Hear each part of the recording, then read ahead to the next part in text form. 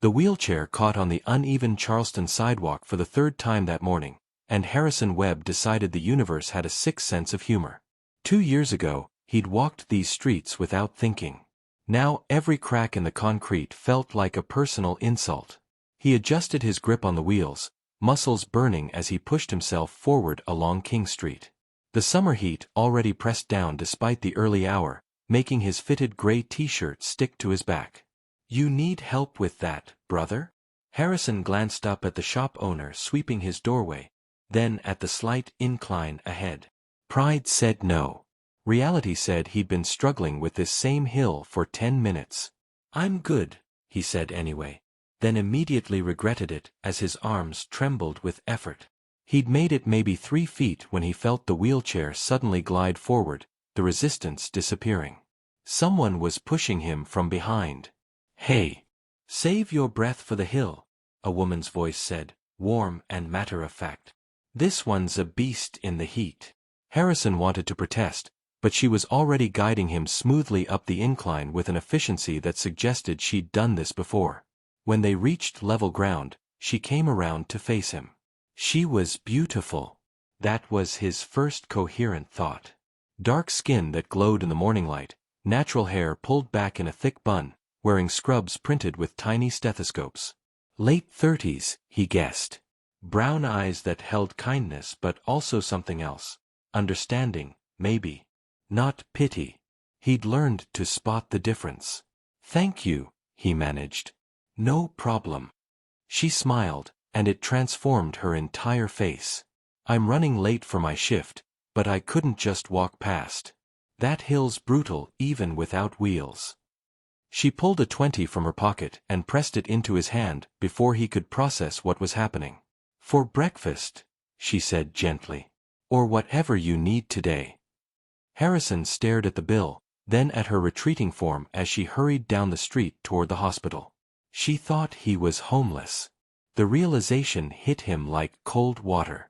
He looked down at himself, the worn t-shirt he'd grabbed from his bedroom floor, the basketball shorts, the 2-day stubble, the wheelchair that had seen better days because he refused to use the sleek custom one collecting dust in his garage. He'd been trying to prove something by taking the old hospital-issue chair out. Trying to feel normal.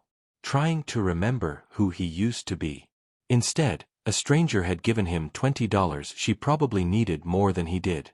Harrison Webb, whose family name was on half the commercial buildings in Charleston, who'd inherited Webb Properties and Maritime Holdings when his father died, who had more money than he could spend in 3 lifetimes, had just been mistaken for someone begging on the street. The worst part. It felt oddly freeing. He pocketed the 20 and continued down the street, his destination only 2 more blocks away. The coffee shop he'd been trying to reach, one of the few in the historic district with a genuinely accessible entrance, beckoned with the promise of cold brew and air conditioning. Inside, he ordered and settled near the window, watching the morning foot traffic. Tourists mostly, with their cameras and maps. A few locals he recognized from before, from the life where he'd walked into rooms and commanded attention, where business deals happened over handshakes and 18 holes of golf. His phone buzzed. His mother. "Are you still coming to the foundation meeting?" Dorothy Webb was nothing if not persistent. He typed back, "Can't. Working. You can't hide forever, Harrison." He pocketed the phone without responding. She didn't understand. None of them did. They saw the wheelchair as something to overcome, an obstacle to push past on the way back to who he used to be. They didn't get that he wasn't that person anymore.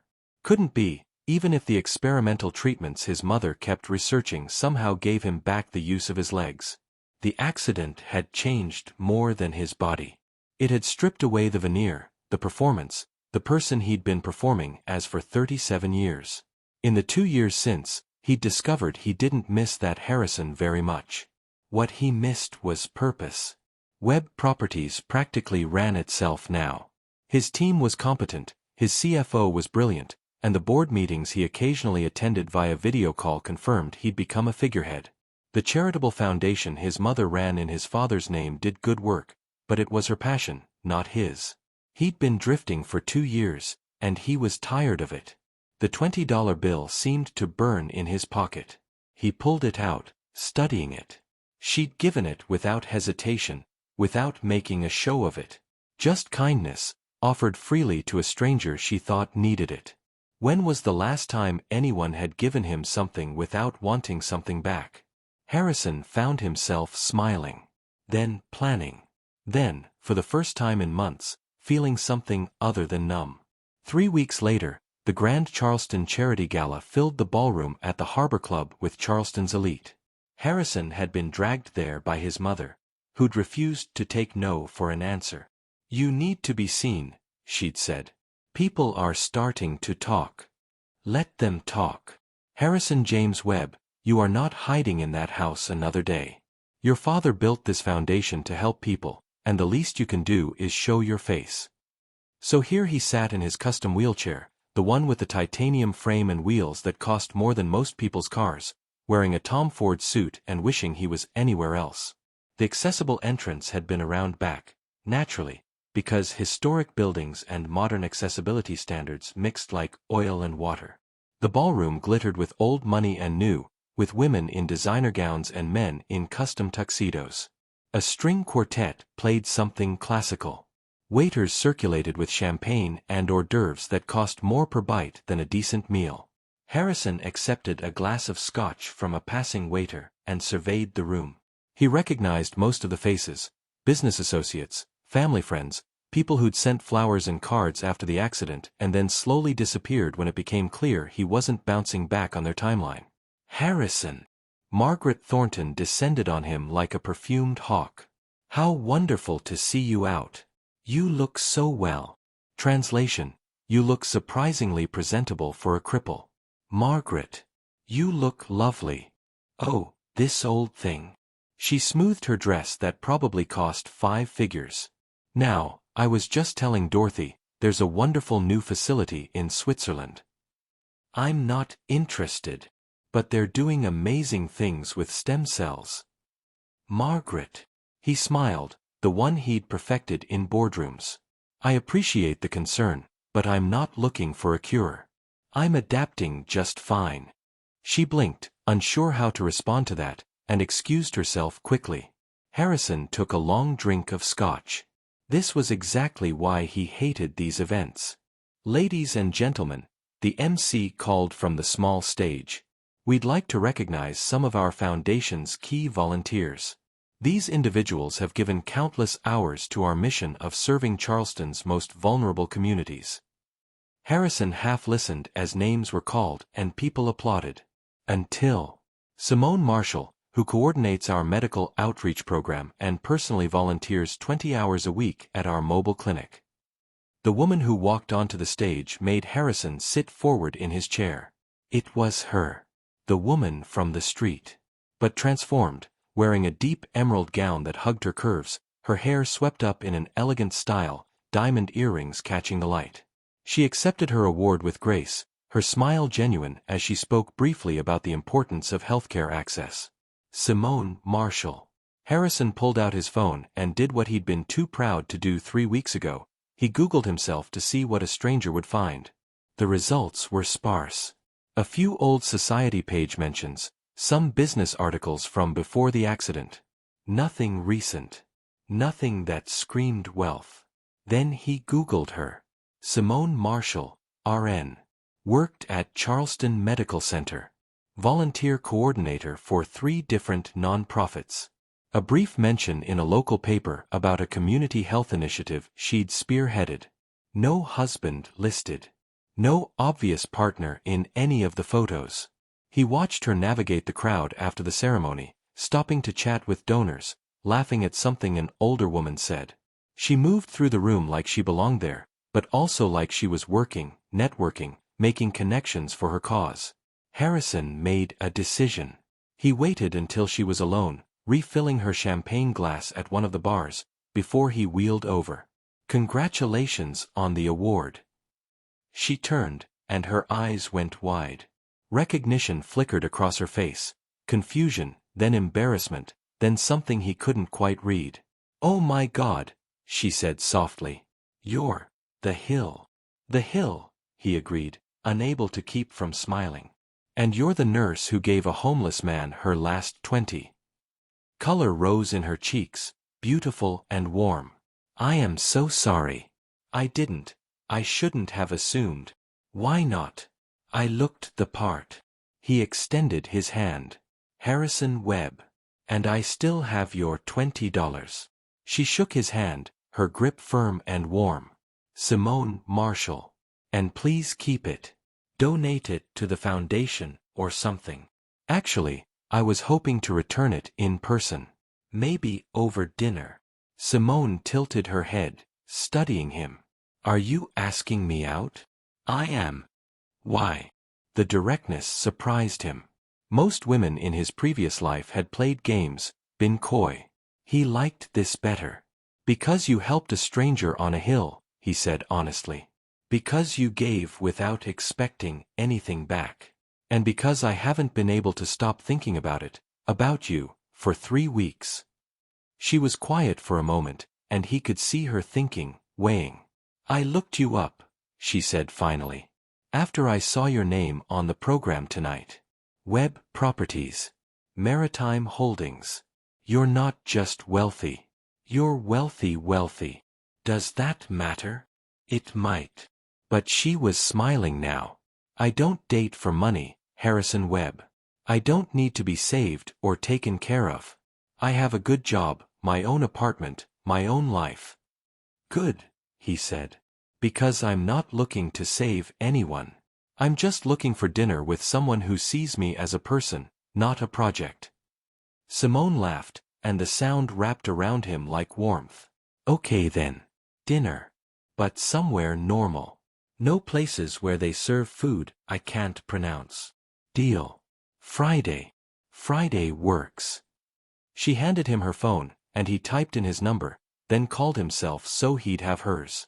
I should get back, she said, glancing toward a group of older women waving at her. Donor cultivation waits for no one. Go. Work your magic. She started to leave, then turned back. Harrison. For what it's worth, I'm glad the universe has a sense of humor. He watched her walk away, and for the first time in 2 years, Harrison Webb felt something he'd thought he'd lost in the accident. Hope. What do you think makes a first encounter truly unforgettable? Drop your thoughts below, we'd love to hear your take. Harrison spent the next 3 days doing something he hadn't done in 2 years, caring about how he looked. Not for the society pages or the board meetings his mother kept trying to drag him to. For Simone. For a woman who'd seen him at his worst and somehow still said yes. You're smiling at your phone again, his physical therapist noted during their Thursday session. Should I be concerned? Mind your business, Travis. That's a yes. Travis guided Harrison through another resistance exercise. Whoever she is, she's got you working harder than I've seen in months. Your form is actually good today. Harrison didn't deny it. He couldn't. For the first time since the accident, he wanted to be stronger. Not to walk again, not to fix himself, but to be the best version of who he actually was. That night, he stood in his closet, sat, technically, and faced a reality he'd been avoiding. Half these clothes were from his old life. Expensive suits he'd never wear again. Dress shoes gathering dust. Golf shirts for a sport he couldn't play. He'd been holding onto a ghost. His phone rang. His mother. I heard you asked out Simone Marshall, Dorothy said without preamble. Good evening to you too, Mom. Harrison, she's lovely, but don't you think you should focus on your recovery first? Dr. Patterson mentioned a new facility in. I'm not recovering. The words came out sharper than he intended. I'm living. There's a difference. Silence on the other end. Then, quietly, your father wouldn't want you to give up.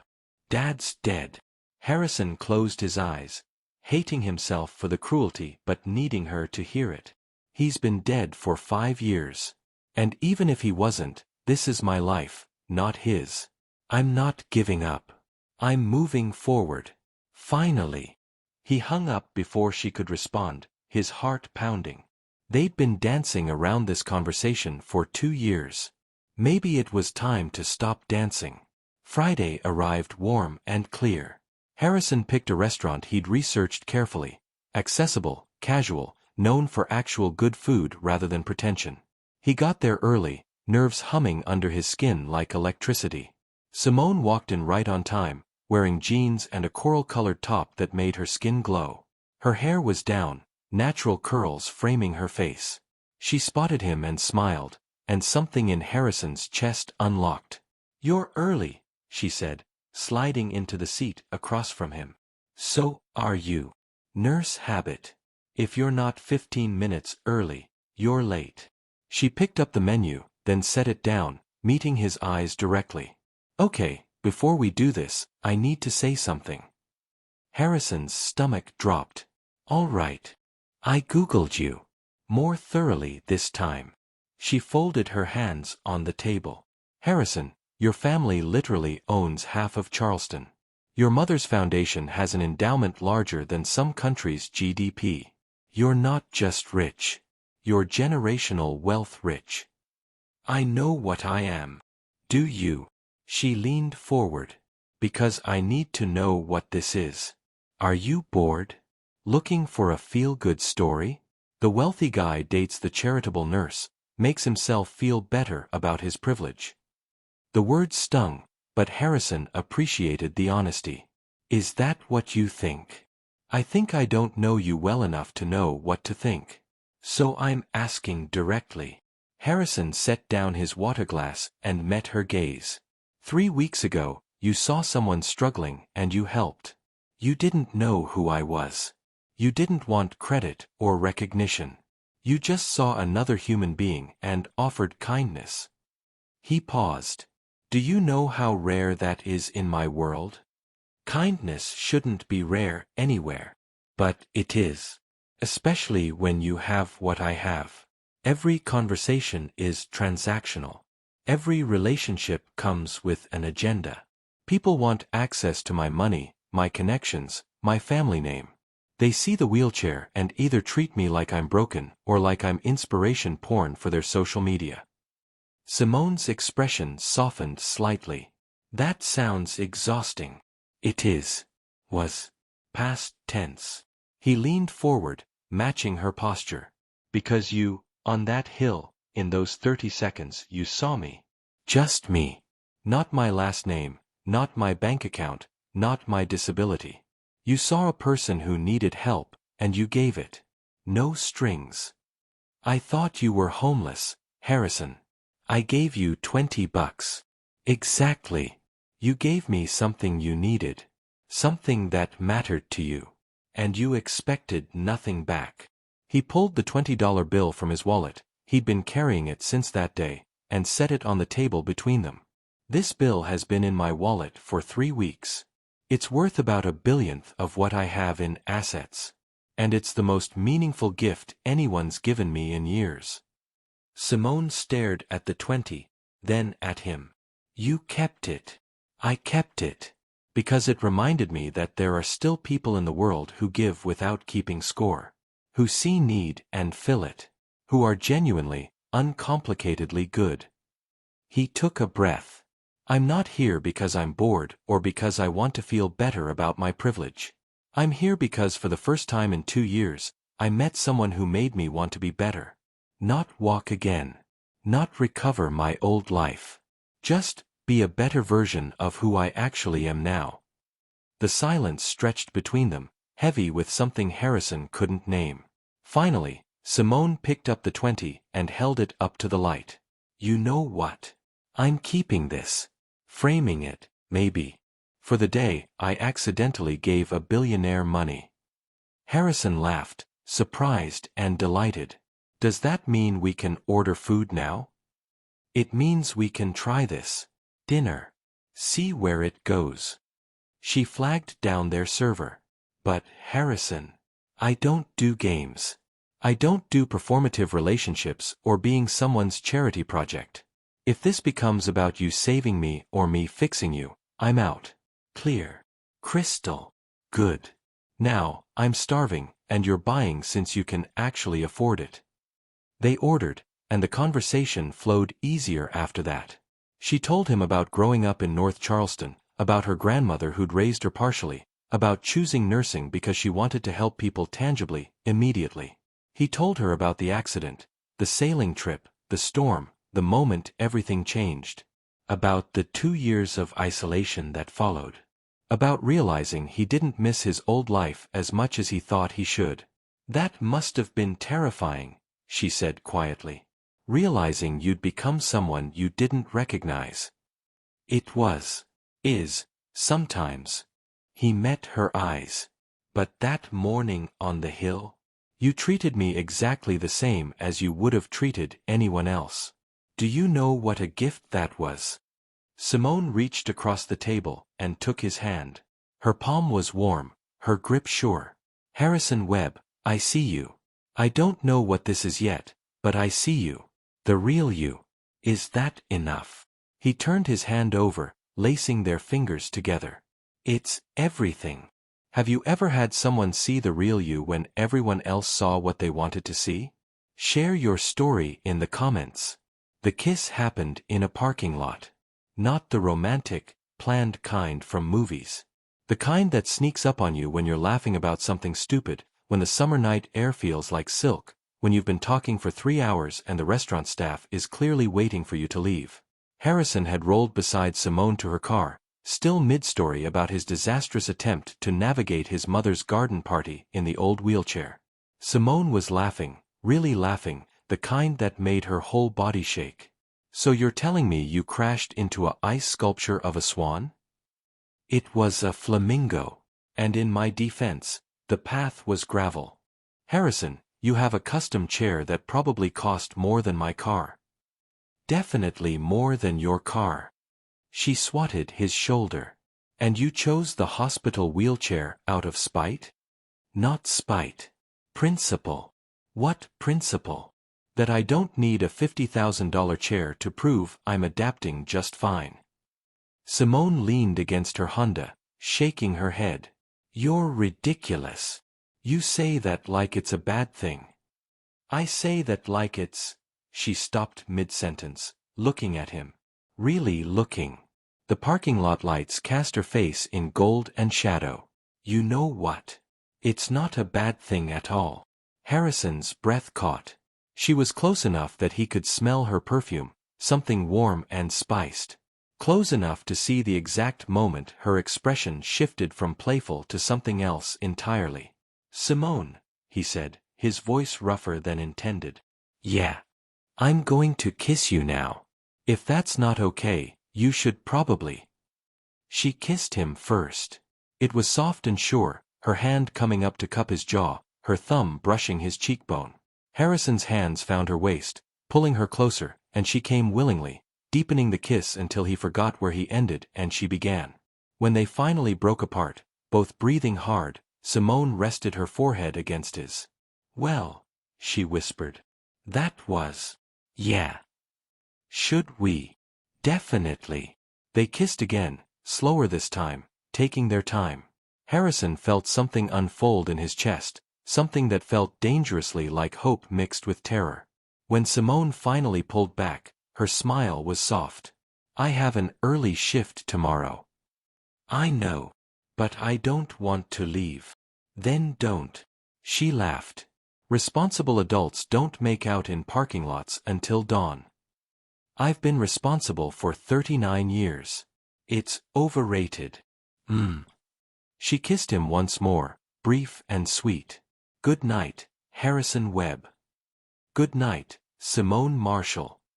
He watched her drive away, his lips still tingling, his heart doing things hearts probably shouldn't do after one official date. He was in trouble. The good kind, maybe, but trouble nonetheless. The next morning, Harrison woke to 17 missed calls from his mother. His stomach dropped. Something was wrong. He called back immediately. Dorothy answered on the first ring. Where are you? Her voice was tight. Home. What's wrong? Have you seen the paper? Harrison's laptop was already open. He navigated to the Charleston Post and Courier's Society page, and his blood went cold. The headline read, Webb airs new romance. Billionaire steps out with nurse. There was a photo, them, in the parking lot, kissing. Someone with a long lens had captured the exact moment Simone's hand had cupped his face, the exact moment he'd pulled her close. The article was worse. Harrison Webb, 39, heir to the Webb Properties fortune, was spotted in an intimate embrace with Simone Marshall, 35, a nurse at Charleston Medical Center. Sources say Marshall, who volunteers with the Webb Foundation, met Harrison at a recent charity gala. The relationship has raised eyebrows among Charleston society, with some questioning whether the pairing is genuine or opportunistic. It went on and on, speculating about Simone's motives, implying she was a gold digger, suggesting Harrison was being taken advantage of in his vulnerable state. Harrison. His mother's voice cut through his rage. We need to do damage control. Damage control? Mom, they're calling her a gold digger. I know, sweetheart, and it's terrible. But this is how these things work. We release a statement, maybe have you both photographed at a foundation event, show that it's all very proper. No. Harrison. No. I'm not parading her around to prove she's good enough for Charleston's approval. I'm not making her jump through hoops because some reporter with nothing better to do decided we're a story. Then what are you going to do? Harrison looked at the photo again. Simone's face was visible, clear and identifiable. She'd wake up to this. Her co-workers would see it. Her family. Her friends. She'd wake up to strangers calling her a gold digger, questioning her integrity, reducing their connection to a transaction.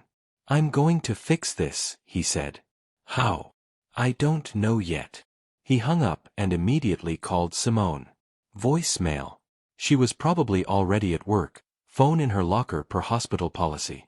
Harrison tried the hospital directly. Charleston Medical Center, how may I direct your call? Simone Marshall, please. She's a nurse in. I'm sorry, we can't accept personal calls for staff during shifts. You can leave a message with. He hung up, frustration building. He needed to get to her before she saw the article, before the damage was done. His phone buzzed.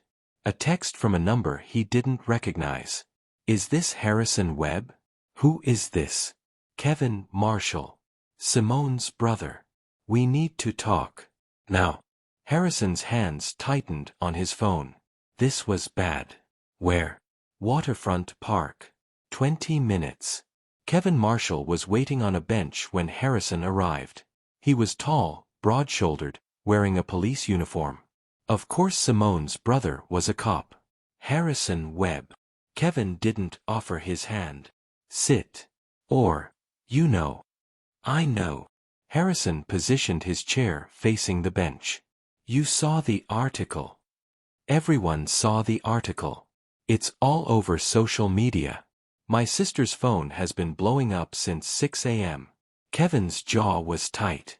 She called me crying on her break. Said people at the hospital are looking at her differently. Said one of the doctors asked if she was dating up for the insurance. Harrison felt sick. I didn't know anyone was watching us. Of course you didn't. You're a billionaire. You probably have people watching you all the time. Kevin leaned forward, elbows on his knees. Let me tell you about my sister. She's been working double shifts to help pay off our parents' mortgage. She volunteers her free time because she actually gives a damn about people.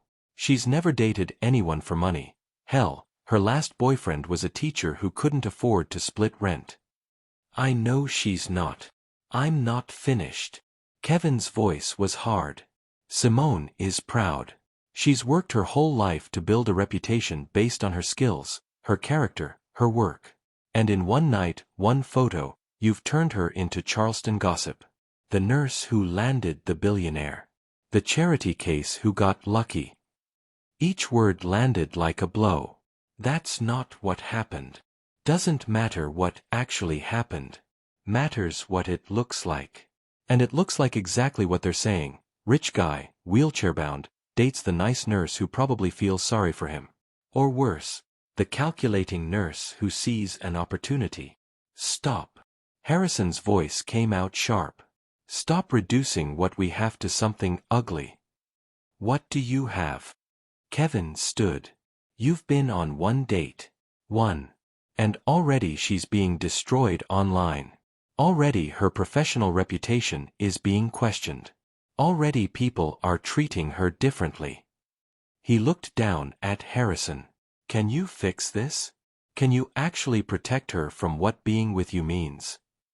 Harrison wanted to say yes. Wanted to promise he could shield Simone from all of it. But Kevin's eyes told him the truth. Being with Harrison meant exposure, scrutiny, judgment.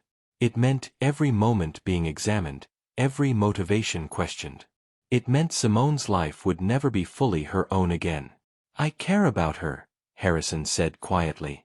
More than I've cared about anyone in years. Then prove it. Kevin handed him a slip of paper with an address. She gets off shift at 3. Talk to her. Be honest. And if you can't handle what loving her actually requires, let her go now before it gets worse. Kevin walked away, leaving Harrison alone with the morning sun and a question he didn't want to answer. Could he give Simone what she deserved? Or would loving him cost her everything she'd built? When does protecting someone you care about mean walking away? What would you do? Let us know in the comments. Harrison sat outside Charleston Medical Center for 2 hours before Simone's shift ended. He'd spent the time reading every article, every comment, every vicious tweet about their relationship. Each one felt like glass under his skin. They called her opportunistic, calculating, a social climber. They called him naive, desperate, easy prey for a woman who knew exactly what she was doing. The cruelty was breathtaking. At 3:07, Simone emerged through the staff entrance. She looked exhausted, not just physically, but emotionally. Her shoulders sagged in a way they hadn't the night before. When she saw him waiting, something complicated flickered across her face. "Hey," she said softly. "Hey. Can we talk?" She glanced around the parking lot, hyper-aware now of cameras, of eyes, of people watching. "Not here. My place. That'll make it worse. Then yours. Please, Simone. We need to talk about this." She nodded, and he followed her Honda through Charleston streets to a small apartment complex in West Ashley. Nothing fancy, but well kept. She led him up a ramp to a first-floor unit. He noticed she'd chosen an accessible building, probably for patients or elderly family members she might need to host. Inside, her apartment was exactly what he'd expected. Warm colors, family photos covering one wall, bookshelves overflowing, plants thriving in every window. It felt like a home, not just a place to sleep. Simone dropped her bag and turned to face him. "I'm guessing you saw the article." "I saw all of them. Simone, I'm so sorry." "Stop." She held up a hand. "I need to say something first, and I need you to just listen." "Okay." Harrison nodded. She sat on the couch, and he positioned his chair facing her. She took a deep breath. "This morning, I walked into the hospital, and people were whispering. Not even hiding it. Just staring and whispering. One of the attending physicians, someone I respect, pulled me aside and asked if I knew what I was doing. If I understood the implications." Her voice cracked slightly. "A patient's family member recognized me from the photo and asked for a different nurse. Said they wanted someone focused on care, not on landing a rich husband." Harrison felt like he'd been punched. "Simone. I'm not finished." She looked at him, and her eyes were bright with unshed tears. "I have worked my entire life to be taken seriously, to be seen as competent, professional, good at what I do. I've dealt with racism, with sexism, with people assuming I'm a tech or an aide instead of an RN. I've fought for every ounce of respect I have in that hospital. I know. Do you? Because in one night, one photo, all of that disappeared. Now I'm not Simone Marshall, excellent nurse. I'm Simone Marshall, the woman dating the billionaire. Everything I've built gets reduced to who I'm sleeping with." A tear escaped, and she wiped it away angrily. And we're not even sleeping together. We've had one date, one kiss, and already my entire professional identity is being questioned. Harrison wanted to reach for her, to comfort her, but he stayed still. She needed to get this out. My mom called me this morning, crying, because people in her church group were asking if I was dating that Webb boy. My dad wants to know if you're serious or if you're just playing around. My brother, you met Kevin, I'm guessing. At the park. Yeah. Kevin thinks I should end this before it gets worse. Before I lose more than I can afford to lose. She finally looked directly at Harrison. So I need to know, Harrison Webb. What is this to you? Because if it's just a rebound, if it's you testing the waters after 2 years of isolation, if it's you proving you can still attract someone, I need to know now. I need to know if I'm about to sacrifice everything I've built for something real or something temporary. The question hung between them, heavy and sharp. Harrison took a breath. Can I talk now? Please. He leaned forward, choosing his words carefully. 2 years ago, I had an accident that changed everything. Not just my body, but my entire understanding of who I was. The man I'd been, the one who ran companies and closed deals and performed at charity galas, that man died in that accident. And for 2 years, I've been trying to figure out who I am now. Simone listened, still and focused. Most people in my life want the old Harrison back. My mother wants me to try every experimental treatment, to overcome my disability like it's just another business challenge. My old friends want me to be inspiring, to be brave, to show up at events and prove that nothing's changed. But everything has changed. I'm not that person anymore. Who are you now? She asked softly. I'm still figuring that out.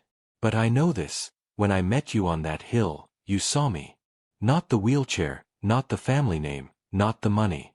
You saw someone struggling and you helped. No agenda. No expectations. Just kindness. He paused. And when we had dinner, when we talked for 3 hours, when we kissed in that parking lot, I felt like myself for the first time in 2 years. Not who I used to be. Not who everyone wants me to be. Just me. Present. Real. Alive. Harrison. Let me finish. Please. He met her eyes. This isn't a rebound. It isn't me testing waters or proving anything. This is me realizing that I've spent 39 years performing for other people, and I'm done. I want something real. I want someone who sees me and chooses me anyway. I want you. Simone's breath hitched. But Kevin was right about something. Being with me comes with costs. Scrutiny. Judgment. Loss of privacy. Your life will be examined and criticized and reduced to gossip. And I hate that. I hate that my world works this way. But I can't change it overnight. So what are you saying? Harrison reached for her hand. She let him take it. I'm saying this is real for me. Completely, terrifyingly real. I'm saying I will do everything in my power to protect you from the worst of it. I'll hire lawyers if they defame you. I'll make public statements. I'll fight anyone who questions your integrity. But I can't make it disappear entirely. The attention, the gossip, it comes with the territory. That's not fair, she whispered. No, it's not. And if you want to walk away, I'll understand. I'll hate it, but I'll understand. Your career, your reputation, your peace of mind, they matter more than what I want. Simone was quiet for a long moment, her hand still in his. When she spoke, her voice was steady. My grandmother used to say that anything worth having requires sacrifice. That real love isn't about convenience, it's about choosing someone even when it's hard. She looked at their joined hands. I don't know if this is love yet. It's too soon. But it feels like it could be. Like maybe we're standing at the edge of something real and important and worth fighting for. We are, Harrison said. At least, I am. Then here's what I need from you. She squeezed his hand. Honesty. Always. No protecting me from the truth because you think I can't handle it. If this gets worse, if there are more articles, more scrutiny, I need to know what I'm dealing with. Done. And I need you to respect that my career matters. That I'm not going to quit my job or scale back my volunteering or change who I am because people are watching. If we do this, you get all of me, including the parts that have nothing to do with you. I wouldn't want it any other way. And I need time to process this, to figure out how to navigate it, to decide if I'm strong enough to handle being Harrison Webb's girlfriend. She said the title like it was a job description, which, Harrison supposed, it kind of was. Take all the time you need. She pulled her hand back and stood, wrapping her arms around herself. I need you to go now. Not because I don't want you here, but because I need to think without you looking at me like that. Like what? Like I'm the answer to everything. Her smile was sad. I'm not, Harrison. I'm just a person trying to figure out if choosing you means losing myself. Harrison's chest ached, but he nodded. Can I call you? Tomorrow. Give me tonight. He rolled toward the door, then stopped. Simone? For what it's worth, you're the strongest person I've ever met. Whatever you decide, it'll be the right choice. Get out of here before I start crying again, she said, but her voice was warm. Harrison left, but not before seeing her sink onto the couch, her face in her hands, her whole body shaking with sobs she'd held back while he was there. He'd done that. His world, his name, his presence in her life had brought her to tears. The question was whether he could also bring her joy enough to balance the pain. Have you ever had to choose between love and the life you've built? What did you choose? Share your experience below. Harrison didn't sleep that night. He sat in his study, the one room in his house he hadn't redecorated after the accident, surrounded by reminders of who he used to be. Sailing trophies. Photos of him standing, always standing, at groundbreaking ceremonies, charity events, business dinners. A framed photo of his father shaking his hand at his Harvard graduation. All of it felt like someone else's life. At 2 a.m, he pulled out his phone and started typing an email to his attorney. Then deleted it. Started a press release. Deleted that too.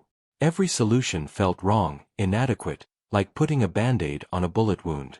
The truth was simple and terrible. He couldn't protect Simone from his world. He could only ask her to endure it with him. Was that love? Or was it selfishness? His phone buzzed at 2:47 a.m. A text from Simone. Are you awake? His fingers flew across the screen. Yes. Are you okay? Can you come over? I know it's late but I can't stop thinking and I need to see you. Harrison was in his car before he finished reading the message. Simone opened the door in an oversized t-shirt and sleep shorts, her hair wrapped in a silk scarf, her eyes red-rimmed. She'd been crying. A lot. Hi, she said softly. Hi. She stepped aside to let him in. The apartment was dark except for a single lamp, and there were tissues scattered across the coffee table. A laptop sat open, screen glowing. I've been reading the articles, she said, following his gaze. All of them. Every comment. Every theory about who I am and what I want from you. Simone, don't do that to yourself. I needed to see it. All of it. To understand what I'm actually choosing if I choose you. She sat on the couch, pulling her knees to her chest. Do you know what the worst part is? Harrison shook his head. Some of it's true. Not the gold digger stuff, that's garbage.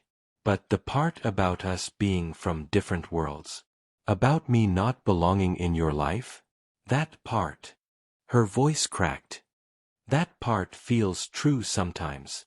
It's not. Isn't it? She gestured around her small apartment. Harrison, you live in a historic mansion in downtown Charleston. I live in a one-bedroom rental in West Ashley. You went to Harvard. I went to community college and worked my way through a state nursing program. Your mother runs a foundation with a $50 million endowment. My mom works at the post office and my dad drives a delivery truck. None of that matters to me. But it matters to the world. It matters to the people writing these articles, to the society ladies who'll judge me at your events, to everyone who'll see us together and do the math. Tears spilled down her cheeks. I sat at my mama's kitchen table today, and you know what she said? She said, "Baby girl, are you sure you want this? Because people like us, we don't usually get happy endings with people like him." The words hit Harrison like a physical blow. She said that. She said it because she's lived it. Because she's watched black women try to cross into spaces that don't want them, and she's seen what it costs. She's trying to protect me. Simone wiped her eyes. And the thing is, I don't know if she's wrong. Harrison moved closer, parking his chair directly in front of her. Look at me, please. She lifted her tear-stained face. Your mother is trying to protect you, and I understand that. I respect it. But she's wrong about one thing, you don't need a happy ending with me. You're already whole. Already complete. Already more than enough exactly as you are. He reached for her hands. I'm not your happy ending, Simone. If we do this, we're choosing to walk a hard road together. It won't be a fairy tale. It'll be work. Every single day. Then why? She whispered. Why put either of us through this? Because walking hard roads alone is harder. Because I've spent 2 years isolated and numb, and you made me feel alive again. Because when I'm with you, I'm not performing or pretending or trying to be someone I'm not. I'm just Harrison. Flawed and broken and trying to figure out who I am now. His voice roughened. And because when I look at you, I don't see someone from a different world. I see home. Simone's breath caught, fresh tears streaming down her face. But here's the thing, Harrison continued. I will never ask you to choose me over yourself. If being with me costs you your peace, your career, your sense of who you are, then we stop. Right now. No hard feelings. No guilt. I will walk away because I care about you too much to let loving me destroy you. You'd do that. Her voice was barely a whisper. You'd walk away even though it would hurt? In a heartbeat. Because your happiness matters more to me than my own. Simone stared at him for a long moment, her chest heaving with silent sobs. Then she slid off the couch and onto the floor in front of him, her knees on the carpet, her hands gripping his. I'm scared, she said. I'm so scared, Harrison. Scared of losing myself. Scared of not being enough for your world. Scared of falling in love with you and having it all fall apart when reality sets in. I'm scared too. He cupped her face in his hands, thumbs wiping away her tears. I'm terrified that I'll hurt you just by being who I am. That my baggage and my family and my complicated life will crush what we could have. That you'll wake up one day and realize this isn't worth it. Is it crazy that I'm considering it anyway? Probably. But I've never been more grateful for crazy in my life. She laughed through her tears, the sound watery and broken and beautiful. My mama's gonna think I've lost my mind. Then let's go tell her together. Let her meet me. Let her see that I'm serious about you. Simone pulled back, eyes wide.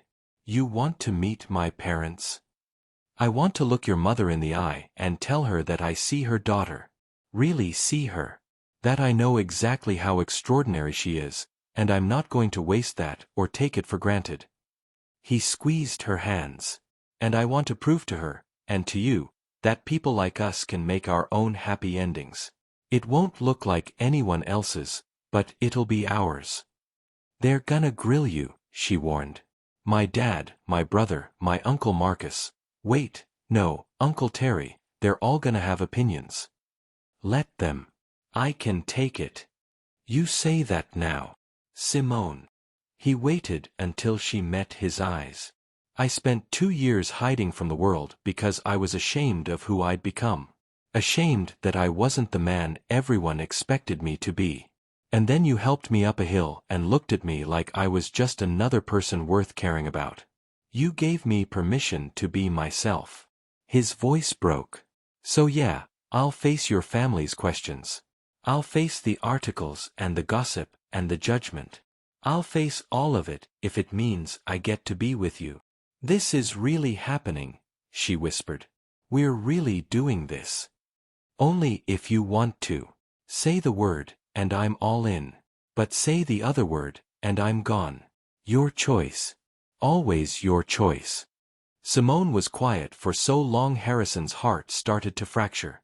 Then she leaned forward and kissed him, soft and salty with tears and absolutely perfect. I'm all in, she whispered against his lips. I'm terrified and I don't know how we make this work and I'm probably going to need to cry about 17 more times. But I'm in. Harrison pulled her closer, kissing her properly this time, pouring everything he couldn't say into the press of his mouth against hers. She climbed into his lap, carefully, mindful of his body, and wrapped her arms around his neck. When they finally broke apart, both breathing hard, Simone rested her forehead against his. Sunday dinner, she said. My parents' house. 4 o'clock. Do not be late. I won't. And Harrison, wear something normal. If you show up in a Tom Ford suit, my mama will think you're showing off. He laughed, the sound full of relief and joy and something that felt dangerously like love. Yes, ma'am. She climbed off his lap and pulled him toward her bedroom. Stay. Just to sleep. I don't want to be alone tonight. You sure? I'm sure. But you're taking the left side. I need the side closer to the bathroom. Practical, even in matters of the heart. Someone has to be. They settled into her bed, too small for 2 people, really, but perfect anyway. She curled into his side, her head on his chest, her hand over his heart. Harrison. Yeah. Thank you for being willing to walk away. For making it my choice. He kissed the top of her head. Thank you for choosing to stay. She was asleep within minutes, her breathing evening out, her body relaxing against his. Harrison stared at the ceiling, this fierce protectiveness surging through him. He'd faced boardrooms full of sharks. He'd rebuilt a company after his father's death. He'd survived an accident that should have killed him. But facing Simone's family? Proving he was worthy of her? That might be the hardest thing he'd ever done. And he couldn't wait. What's the bravest choice you've ever made for love? Tell us your story in the comments. We'd love to hear it. Sunday arrived too fast and too slow. Harrison changed clothes 4 times before settling on dark jeans and a simple button-down, nice enough to show respect, casual enough not to seem like he was trying too hard. He'd asked Simone what to bring, and she'd said flowers for her mama and nothing else. Don't bring wine, don't bring dessert, don't try to impress anyone, she'd instructed. Just be yourself. That's hard enough. Now, sitting in his adapted SUV outside a modest ranch house in North Charleston, Harrison felt his hands shake on the steering wheel. He'd given presentations to Fortune 500 boards. He'd negotiated million-dollar deals. But meeting the family of the woman he was falling for? The woman whose life he'd already complicated just by existing in it? Terrifying didn't begin to cover it. The front door opened, and Simone stepped out. She was wearing a yellow sundress that made her glow, her hair in natural curls around her shoulders. She walked to his car and leaned through the passenger window. You're early. I've been sitting here for 20 minutes trying not to throw up. She laughed, but it was gentle. Come on. They don't bite. Much. That's not reassuring. It wasn't meant to be. She opened his door and waited while he transferred to his wheelchair, the custom one, because showing up in the hospital-issue chair felt like making a statement he didn't need to make. The front door stood open, and Harrison could smell something incredible cooking inside. His stomach growled despite his nerves. That's Mama's pot roast, Simone said. She only makes it for special occasions. Is that good or bad? It means you matter to me, so now you matter to her. No pressure. They reached the front steps, and Harrison's heart sank. 3 steps. No ramp. Simone saw his face and squeezed his shoulder. Back in trance. Dad built a ramp last year when Grandma Rose's sister came to visit in her wheelchair. Come on. She led him around the side of the house, and sure enough, there was a well-built wooden ramp leading to the back door. Something in Harrison's chest loosened slightly. They'd thought ahead. Prepared. Maybe this wouldn't be a disaster. The back door opened directly into the kitchen, where organized chaos reigned. A woman who could only be Simone's mother stood at the stove, her hair in an elegant silver bob, wearing an apron that said, "I'm the mama, that's why." A man sat at the kitchen table reading the newspaper, tall, broad-shouldered, with gray at his temples and Simone's exact eyes. Both of them looked up when Harrison and Simone entered. The silence stretched like taffy. "Mama, Daddy, this is Harrison," Simone said, her voice only slightly shaky. "Harrison, these are my parents, Lorraine and Robert Marshall." Harrison extended his hand to Lorraine first. "Mrs. Marshall, it's an honor to meet you. Thank you for having me in your home." Lorraine studied him for a long moment, her expression unreadable. Then she took his hand, not shaking it, but holding it between both of hers. "My daughter cried for 3 hours after that article came out," she said quietly. 3 hours. I held her while she sobbed and asked me if she was making the biggest mistake of her life. "Mama," Simone's voice cracked. "Hush, baby. I'm talking to this young man." Lorraine's eyes never left Harrison's face. "So before you sit at my table, before you eat my food, I need to know, are you worth my daughter's tears?" The question hit Harrison like a sledgehammer. His throat tightened, and he had to swallow twice before he could speak. "No, ma'am," he said honestly. "I'm not. Your daughter is extraordinary, and she deserves someone who makes her life easier, not harder. She deserves someone who doesn't come with photographers and gossip columns and society pages. She deserves peace and privacy and a simple love that doesn't cost her everything she's built." Lorraine's expression didn't change. "But," Harrison continued, his voice rough, "I'm going to spend every day trying to become worthy of her. I'm going to protect her as much as I can, fight for her when she needs it, and step back when my presence does more harm than good. I'm going to love her with everything I have, for as long as she'll let me. And if the day comes when being with me costs her more than it gives her, I'll walk away. Because her happiness matters more to me than my own." A tear slipped down Lorraine's cheek. She released Harrison's hand and turned to her daughter. "Baby girl, you brought home a man who knows he doesn't deserve you. That's how you know he might actually be worth keeping." Simone burst into tears, and Lorraine pulled her into a fierce hug, both of them crying now, Lorraine whispering something in her daughter's ear that Harrison couldn't hear. Robert stood from the table and extended his hand. "Robert Marshall. That was a good answer, son. Honest." Harrison shook his hand, relieved. "Thank you, sir." "Don't thank me yet. You still gotta get through dinner with Kevin and Terry." Robert's smile was wry. "They're in the living room trying to decide if they're gonna intimidate you or just make you uncomfortable. I'll take either over being asked to leave." "Oh, you're not leaving. Lorraine already set a place for you. That means you're family now, whether you like it or not." Dinner was simultaneously the best and most stressful meal of Harrison's life. Kevin sat directly across from him, arms crossed, clearly still skeptical. Uncle Terry, Lorraine's older brother, sat at the head of the table and asked pointed questions about Harrison's intentions and his understanding of what it means to love a black woman in the South. Harrison answered honestly. Sometimes he had good answers. Sometimes he had to admit ignorance. But he never deflected, never made excuses. "You know people are gonna stare," Terry said, passing the green beans. "When you're out together. Some folks are gonna have opinions about interracial couples. Especially with the wealth gap on top of it." "I know," Harrison said. "And I hate that Simone has to deal with that because of me." "She's been dealing with people's prejudices her whole life," Lorraine interjected. That's not new.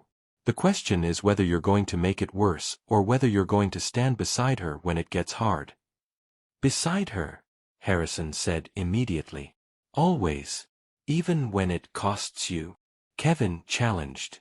Even when your society friends clutch their pearls? Even when your mama suggests you could do better? My mother would never. Harrison stopped. Would she? 2 years ago he would have said, absolutely not. Now, he wasn't sure. If she did, she'd be wrong. And I'd tell her so. You'd choose Simone over your family? Terry's voice was sharp. Harrison looked at Simone, who'd been mostly quiet during dinner, letting her family do the vetting. She was watching him with those brown eyes that saw straight through him. I'd choose the family I'm building over the family I inherited, Harrison said carefully. I love my mother. I respect what she and my father built. But I'm not living my life according to their expectations anymore. I spent 39 years doing that, and it made me miserable. Even before the accident? Robert asked quietly. Especially before the accident. Harrison set down his fork. Can I tell you something? Something I haven't told many people. Simone reached for his hand under the table. The night before my accident, I sat in my penthouse overlooking Charleston Harbor, and I felt nothing. I had everything society said should make me happy. Money, success, status, and I felt empty. Hollow. Like I was going through the motions of someone else's life. His voice cracked. Part of me wonders if the accident happened because I was so disconnected from myself that I made stupid choices. Went sailing in weather I shouldn't have. Took risks I normally wouldn't. The table was silent. I'm not saying I wanted to get hurt, Harrison continued. But I think some part of me wanted something to change. Needed it to change. And the accident did that. It stripped away everything fake and performative and left me with the truth. I didn't know who I was without the performance. Tears were streaming down his face now, and he didn't care. And then I met your daughter. And she helped me up a hill like it was nothing.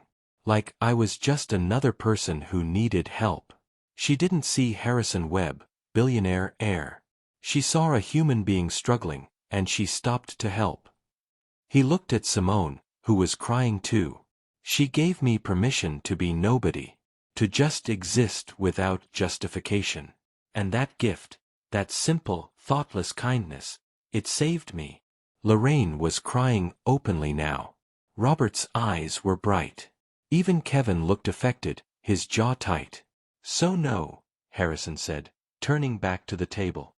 I don't deserve her. But I'm going to love her anyway, with everything I have. I'm going to mess up sometimes. I'm going to make mistakes. My world is going to be hard for her to navigate. But I promise you, I swear to you, I will never make her feel like she's not enough. I will never let her question her worth. And I will fight anyone, including my own family, who treats her as anything less than the extraordinary woman she is. Terry cleared his throat roughly. Well, that's a good answer. He's crying at my dinner table, Lorraine said, her voice thick. Loretta, get this boy some tissues before he drowns in his collard greens. Everyone laughed, the tension breaking like a fever. Simone handed Harrison a napkin, and he wiped his eyes, embarrassed and relieved in equal measure. Okay, Kevin said finally. Okay. I'm not saying I like this yet. But I respect you for showing up and being honest. That's all I can ask. No, Robert said firmly. You can ask for more. You can ask us to help you navigate this. To tell you when you're messing up. To teach you what you don't know about being with a woman like our daughter. He met Harrison's eyes. That's what family does. And if you're serious about Simone, then you're family now. Which means we help each other. Harrison's throat closed up completely. He couldn't speak, could only nod. Simone leaned her head on his shoulder, her tears soaking through his shirt. I love you, she whispered, so quietly only he could hear. I know it's too soon and we're supposed to wait, but I love you and I'm terrified and I can't help it. Harrison turned his head and kissed her temple, not caring that her whole family was watching. I love you too. So much it scares me. All right now, Lorraine said, but she was smiling. No kissing at the dinner table. We're not that progressive. The rest of the meal was lighter, filled with stories and laughter and the kind of warmth Harrison hadn't felt in years. This wasn't the cold, formal dinners of his childhood. This was family, loud and messy and real. When it was time to leave, Lorraine hugged him tight. You take care of my baby, she whispered in his ear. And you let her take care of you too. Pride's gonna tell you not to need anybody. Don't listen. Needing each other is what makes it real. Harrison hugged her back, this woman who'd raised the love of his life, who'd given Simone her strength and her kindness and her fierce heart. Thank you, he managed. For raising her. For sharing her. For giving me a chance. Don't make me regret it, she said, but her eyes were warm. In the car, Simone was quiet, her hand in his. That was the most terrifying thing I've ever done, Harrison said finally. You cried at my mama's table. I know. I'm mortified. Don't be. She squeezed his hand. You gave them truth. That's all they wanted. All I wanted. She paused. Did you mean it? What you said about loving me? Harrison pulled over to the side of the road and turned to face her. Every word. I know it's fast. I know we should probably wait and be sensible. But Simone, I love you. Completely. Terrifyingly. The kind of love that changes everything. She kissed him then, tasting like tears and joy and hope. I love you too, she whispered. Even though you're going to complicate my entire life. Especially because of that. They laughed and kissed again, and drove home through Charleston streets with their hands linked, knowing the hard parts were still coming but ready to face them together. Have you ever had to prove yourself to someone's family? How did it change you? Share your story, we need the tissues ready. For 3 weeks, Harrison and Simone existed in a bubble of cautious happiness. They navigated their relationship carefully. Private dinners at her apartment, early morning coffee before her shifts, late-night phone calls when they couldn't sleep. They avoided restaurants where they might be photographed, stayed away from society events, kept their world small and protected. It felt like holding their breath, waiting for the other shoe to drop. It dropped on a Tuesday. Harrison was in a video conference with his board when his assistant knocked on the door, something she never did during meetings. I'm sorry, he mouthed. She shook her head, her face pale. You need to see this. Now. He excused himself from the meeting and followed her to her desk, where her computer displayed the Charleston Gazette's homepage. The headline made his blood run cold. Webb airs girlfriend under investigation, nurse accused of patient exploitation. What? Harrison grabbed the mouse, scrolling frantically. The article was a hatchet job, dressed up as investigative journalism. It claimed that Simone had been unusually friendly with elderly patients. That she'd received gifts from patients' families. That there were questions about her professional boundaries and whether she'd used her position to cultivate relationships with wealthy patients. The implication was clear. Simone was a gold digger who'd been working this angle long before she met Harrison. Every word was carefully worded to avoid outright defamation, but the damage was done. The comments section was already filling with vitriol. Is any of this true? His assistant asked quietly. Of course not. Simone is. Harrison's phone was already ringing. Simone's number. I have to take this. He rolled into his office and closed the door. Simone. They suspended me. Her voice was hollow, shocked. I just got called into the director's office. They're suspending me pending investigation. Harrison, they're investigating me for patient exploitation. That's insane. You would never. I know I would never. But it doesn't matter what's true. The hospital has to investigate any allegations. And until they do, I'm suspended without pay. Her voice cracked. Do you know what this means? If this sticks, even if they find nothing, my nursing license could be in jeopardy. My entire career. Everything I've worked for. Harrison felt rage building in his chest, hot and fierce.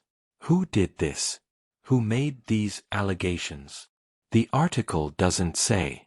Anonymous sources. She laughed bitterly. But we both know this didn't happen in a vacuum. Someone wants to destroy me, Harrison. Someone wants to prove I'm exactly what they said I was, a opportunistic nurse who targeted you. I'm calling my lawyers. Right now. We'll sue for defamation. And make it worse. Simone's voice rose. Don't you see? If you defend me publicly, it proves we're together. It gives the story legs. It makes everything worse. I don't care. Well, I do. I care that my name is being dragged through the mud. I care that my coworkers are looking at me like I'm a criminal. I care that patients' families are going to question whether I actually cared about their loved ones or whether I was just angling for their money. She was crying now. God. Harrison. Mrs. Chen gave me a jade bracelet when her husband died because I held her hand through his last night.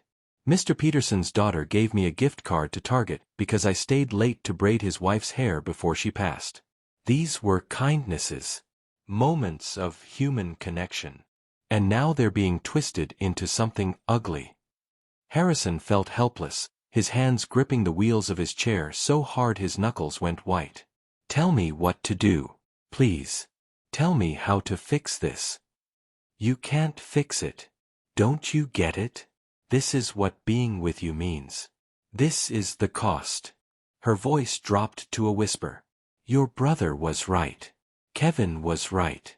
Everyone was right. I can't protect myself from this.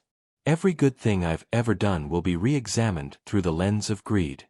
Every patient I cared about, every family I comforted, it's all tainted now. Simone, don't do this. I have to go. The hospital lawyer wants to talk to me. Wait. But she'd already hung up. Harrison sat in his office, his heart pounding, his mind racing. Someone had done this. Someone had deliberately targeted Simone to get to him. Or to prove a point. Or just because they could. He pulled up the article again, reading more carefully this time. The byline was someone he didn't recognize, but the quotes, the anonymous sources close to the hospital, those had to come from somewhere.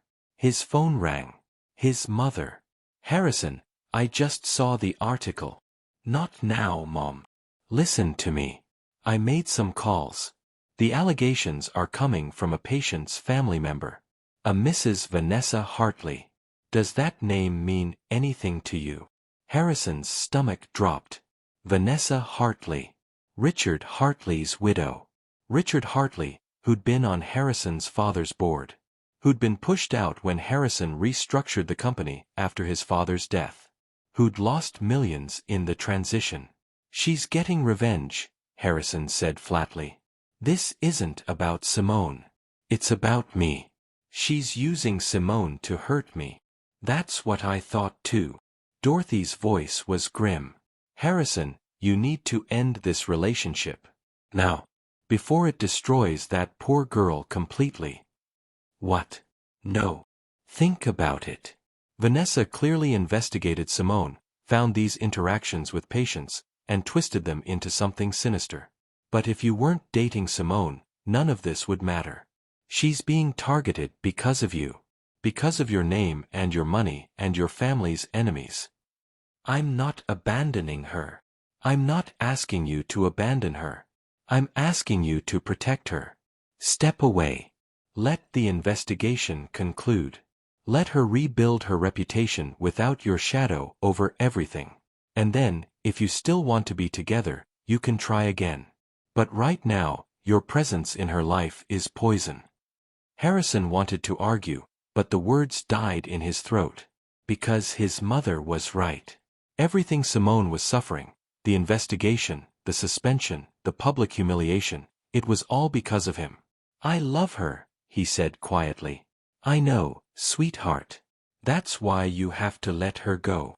Harrison drove to Simone's apartment straight from the office. He'd called ahead, but she hadn't answered. Her car was in the parking lot, though, so he knew she was home. He knocked. No answer. "Simone, please. I know you're in there. We need to talk." Still nothing. "I'm not leaving. I'll sit out here all night if I have to." A long pause. Then the door opened. Simone looked wrecked. Her eyes were swollen from crying, her hair disheveled, still wearing the scrubs from her shift that had been cut short. She looked at him with such devastation that Harrison felt his heart crack down the middle. "Come to break up with me?" she asked flatly. "What? No. Because that would be smart. The smart thing to do. Cut your losses before I drag you down with me." "Simone, stop. I talked to the hospital lawyer for 2 hours, Harrison. 2 hours of explaining every gift, every kind word, every moment of connection I've had with patients over 8 years of nursing. They're reviewing my entire employment history, interviewing families, going through records." She laughed, the sound broken. "Do you know what the lawyer asked me?" She asked if I'd ever specifically targeted wealthy patients. If I'd cultivated relationships with families who had money. Harrison felt sick. "And you know what I realized?" Simone continued. "I did. Not consciously, but I did. Because wealthy patients often have private rooms, and private rooms mean I can spend more time with them without being pulled in 12 directions. Because wealthy families can afford to be present, to sit vigil, to have conversations. Because the patients with means often have better outcomes, less stress, more dignity in their dying." Tears streamed down her face. "I gave them more attention because the system is set up that way. And now that's being used as proof that I'm a gold digger. That's not fair. Nothing about this is fair." She stepped back, wrapping her arms around herself. "I got a call from Mrs. Chen today. Mrs. Chen, whose husband I sat with for 12 hours while he died because she couldn't bear to be alone. She called to ask if the bracelet back. She was crying, Harrison. Apologizing for causing trouble. This beautiful grieving woman apologizing to me because some reporter twisted her act of kindness into evidence of my corruption." Harrison reached for her, but she stepped away. "Don't. Please don't touch me right now because if you do, I'll fall apart, and I can't afford to fall apart. I have to be strong. I have to fight this. Then let me fight with you." "You can't." The words exploded out of her. "Don't you understand? You fighting for me makes it worse. You defending me publicly confirms we're together, gives them more ammunition. You staying silent makes you look complicit or weak. There's no winning move here, Harrison. Not for you. Not for me. So what are you saying?" Simone met his eyes, and Harrison saw the decision there before she spoke the words. "I'm saying we need to take a break. Step back. Let the investigation happen without the complication of our relationship muddying the waters." "No." Harrison's voice was firm. "I'm not walking away from you. I don't care what my mother says, what the optics are." "Your mother told you to leave me?" Something flickered in Simone's eyes. Pain. Resignation. "Of course she did. She's wrong." "Is she?" Simone's voice was quiet now, defeated. "Harrison, I love you. I love you so much it terrifies me. But loving you is costing me everything. My career. My reputation. My peace of mind. My ability to do the work I was called to do." Her voice broke. "How much am I supposed to sacrifice for love? How much of myself am I supposed to lose?" "You're not losing yourself. I'm suspended from my job. I'm under investigation. Patients' families are questioning whether I ever actually cared about them. I can't even walk into a grocery store without people staring and whispering." She was sobbing now, her whole body shaking. "And the worst part, the absolute worst part, is that I don't regret loving you. Even now, even with everything falling apart, I don't regret it. Which means I'm choosing you over myself. And that can't be what love is. It can't be. Harrison felt tears streaming down his own face. Simone, please. I need you to go. She moved to the door, holding it open. I need space to fight this battle without worrying about you, about us, about what loving you costs. Please, Harrison. If you really love me, give me this. For how long? I don't know. Until the investigation concludes. Until I can breathe again. Until I figure out who I am when I'm not being destroyed by association with you. The words were knives, each one cutting deeper. This isn't goodbye, Harrison said desperately. Tell me this isn't goodbye. It's not goodbye. It's a pause. A necessary pause. She wiped her eyes. But, Harrison, I need you to know something. No matter what happens, whether they clear me or destroy me, whether we get back together or this is really the end, I don't regret loving you. I don't regret that hill, or that dinner, or meeting your eyes across that ballroom. You changed my life. You made me feel seen and valued and loved in ways I didn't know I needed. Then don't do this. Don't push me away. I have to. For both of us. She was crying so hard she could barely speak. Please go. Before I change my mind. Before I choose you over myself again. Harrison wanted to argue, to fight, to refuse to leave. But the devastation on her face stopped him. She was right. His presence in her life had become toxic, no matter how much they loved each other. So he left. He rolled down the ramp, got into his car, and drove away from the woman he loved while she stood in her doorway sobbing. And for the second time in his life, Harrison Webb felt completely, utterly broken. Have you ever loved someone so much that you had to let them go to protect them? How did you survive it? Tell us in the comments. We're all crying with you. Harrison didn't go home. He drove to the waterfront and sat in his car for 3 hours, staring at the harbor where his life had shattered 2 years ago. The irony wasn't lost on him. He'd survived an accident that should have killed him, rebuilt himself from nothing, finally found something worth living for, and now he was losing it anyway.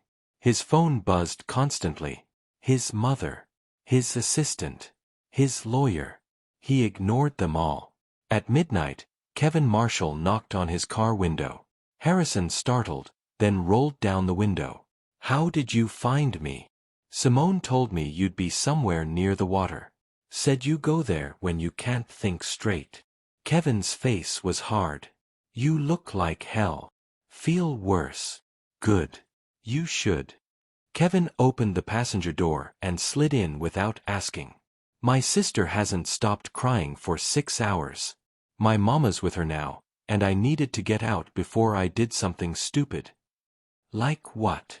Like find whoever started this and make them regret it.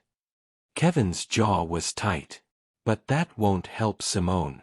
So instead, I'm here. With you. They sat in silence for a moment. She told you to leave, Kevin said. It wasn't a question. She said we needed space. Time for her to fight this without me complicating things. She's right. Harrison's hands tightened on the steering wheel. I know.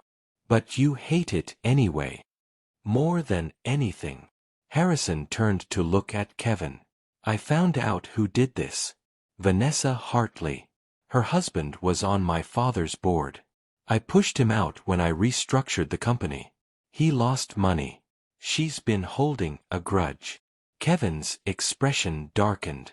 So this is revenge. Simone's just collateral damage. Exactly. And I can't even fight back because doing so would confirm the relationship, make everything worse for her. Harrison's voice cracked. I'm completely powerless. The one time in my life I actually need my money and influence to mean something, and I can't use any of it. Not true, Kevin said quietly. You have one power left. What's that? The truth. Public, undeniable, impossible to spin truth. Kevin pulled out his phone. I did some digging. Called in some favors with journalist friends. Vanessa Hartley didn't just stumble onto Simone's patient interactions. She hired a private investigator. Spent months building a file. This was premeditated, calculated character assassination. Harrison felt rage building in his chest. Can we prove it? Maybe. I have a source who's willing to talk off the record. But Harrison, if you go public with this, you expose the relationship. You confirm everything the gossip columns have been speculating about. You put Simone even more in the spotlight. Or I take control of the narrative. I show this for what it is, a vindictive attack by someone with a personal grudge against me, using an innocent woman as a weapon. It's risky. Everything about loving your sister is risky. Harrison met Kevin's eyes. But I'm done hiding. I'm done protecting myself at her expense. If I'm going to lose her anyway, I'm at least going to make sure the world knows the truth about who she is. Kevin studied him for a long moment. You really love her. With everything I have. Even though it's destroying you both? Especially because of that. Because love that comes easy isn't worth much. But love that costs you everything? That's the kind worth fighting for. Kevin nodded slowly. Okay. Let's burn it all down. Harrison spent the next 48 hours building his case. His lawyers dug into Vanessa Hartley's finances and found the payments to the private investigator. Kevin's journalist friend confirmed the timeline. The investigation had started weeks before the charity gala, meaning Vanessa had been planning this before Harrison and Simone even met. But the real ammunition came from an unexpected source, the patients' families themselves. Mrs. Chen called Harrison's office directly. Then Mr. Peterson's daughter. Then 3 other families whose gifts to Simone had been mentioned in the article. All of them outraged. All of them willing to go on record about Simone's character, her compassion, her integrity. She sat with my father for 16 hours when he was dying, Mr. Peterson's daughter told Harrison over the phone. She held his hand, sang hymns with him, made sure he wasn't alone. The gift card was worth $25. $25 for 16 hours of human kindness. And they're trying to make it sound like she was running a con. Harrison's assistant compiled everything into a dossier. Character statements. Financial records proving Vanessa's motive. Timeline documentation showing the premeditated nature of the attack. What are you going to do with this? His lawyer asked. I'm going public. Press conference. Tomorrow. Harrison, your mother is not going to approve. I don't need her approval. This is my decision. His lawyer sighed. Then let me at least prepare a statement. Control the message. No statement. I'm speaking from the heart. People can take it or leave it. That night, Harrison sat down and wrote Simone a letter. Not a text, not an email, an actual handwritten letter. He told her everything he was planning to do. Gave her the choice to stop him if she wanted. Told her he loved her regardless of what happened next. He drove to her apartment and left the letter in her mailbox. He didn't knock. Didn't try to see her. Just left the letter and drove away, his heart pounding. The press conference was scheduled for 10 a.m. at the Harbor Club. Harrison arrived early, his stomach churning with nerves. The room was packed, local media, society reporters, even a few national outlets. His mother sat in the front row, her face carefully neutral. Kevin stood against the back wall, arms crossed. Simone wasn't there. Harrison hadn't expected her to be, but some part of him had hoped. At exactly 10, Harrison rolled up to the podium. No prepared remarks. No teleprompter. Just him and the truth.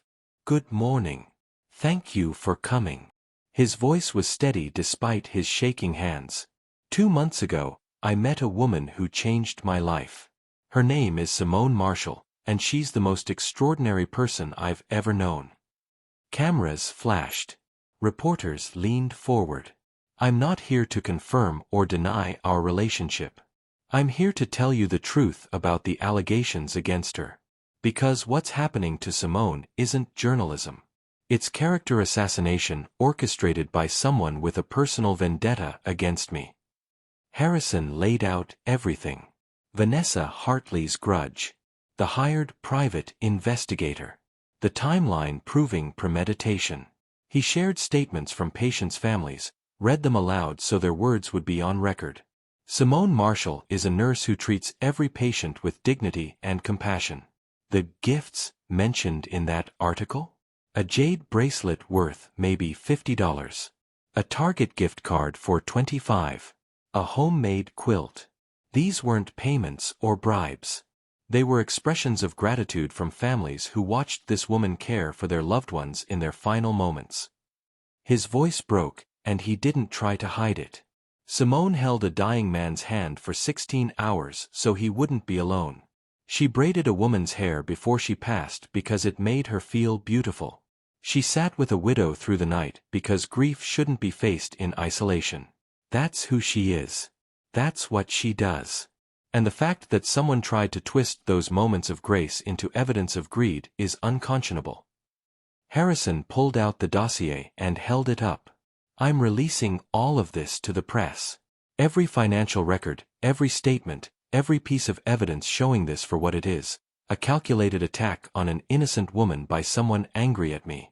Simone Marshall is collateral damage in someone else's vendetta. And I won't stand by silently while her reputation is destroyed. He paused, gathering himself. I know what you're all wondering. Are we together? Does she love me? Do I love her? Those are fair questions, but they're also private. What I will say is this: Simone Marshall saw me at my lowest. She helped me without knowing who I was, without expecting anything in return. She treated me like a human being worthy of kindness. And when I fell in love with her, it wasn't because she needed my money or my status. It was because she didn't. Because she was complete exactly as she was. Tears were streaming down his face now. Being with me has cost her everything. Her job. Her reputation. Her peace. The work she loves.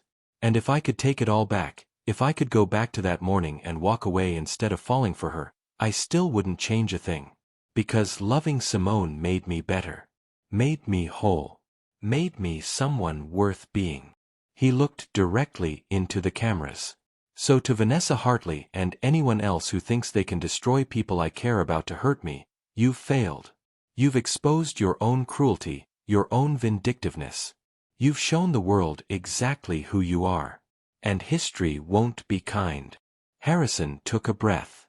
To the hospital reviewing Simone's case, I'm submitting all of this documentation to your investigation. I trust you'll do the right thing. Then, finally, he looked at the back of the room, at Kevin, whose expression had softened. And to Simone, if you're watching, I love you. I will always love you. Whether we find our way back to each other, or whether this is where our story ends, you changed my life. You saved me in ways that have nothing to do with romance and everything to do with seeing me, really seeing me, and choosing kindness anyway. Thank you. For the hill. For the $20. For every moment since. You are extraordinary, and the world is better because you're in it. He backed away from the podium. I won't be taking questions. Thank you. The room erupted, but Harrison was already moving toward the exit. His mother caught his arm. Harrison, that was. I know. Reckless. Emotional. Not what you would have done. It was brave, she said quietly, tears in her eyes. It was the bravest thing I've ever seen you do. Your father would have been proud.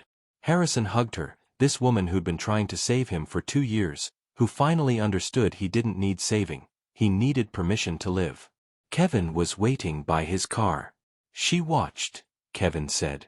The whole thing. Live stream on her phone. Harrison's heart stopped. And she's crying so hard my mama can't understand what she's saying. But Harrison. Kevin's face split into a small smile. She's smiling too. Is that good? Brother, I have no idea. But it's something.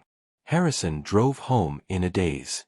He'd burned every bridge, exposed every truth, laid his heart bare for the world to see. Now all he could do was wait. Have you ever risked everything to defend someone you love? Did it work? We need to know what happens next. Tell us in the comments. The silence was deafening. For 3 days after the press conference, Harrison heard nothing from Simone. No call. No text. No sign that his very public declaration had meant anything at all. What he did hear from was everyone else. The hospital released a statement saying they were expediting their review in light of new evidence. Vanessa Hartley's lawyer issued a denial of all allegations. The media exploded with hot takes, some praising Harrison's transparency, others calling it a manipulative PR stunt. And through it all, Simone remained silent.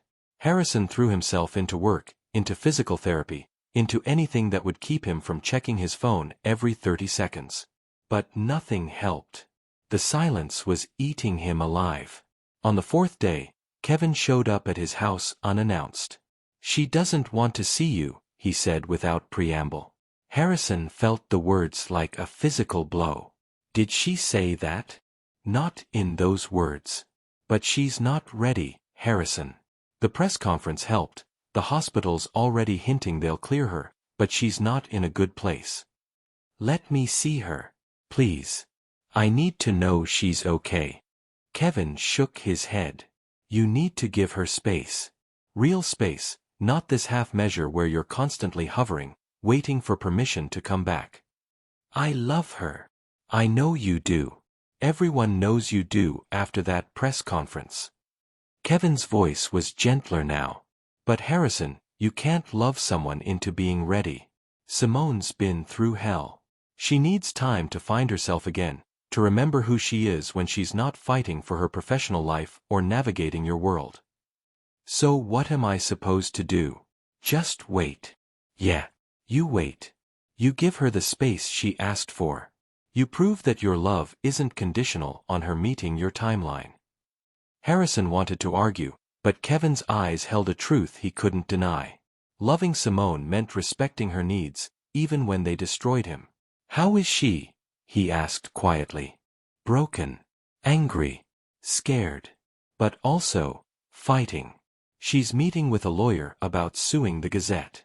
She's talking to a therapist. She's doing the work." Kevin paused. "She asked me to give you something." He handed Harrison an envelope. Harrison's hands shook as he opened it. Inside was the $20 bill, the one he'd given back to her at dinner, the one she'd said she was going to frame. And a note in Simone's handwriting. "I'm not ready. I don't know if I'll ever be ready. But I needed you to know that what we had was real. That hill was real. That love was real. Is real.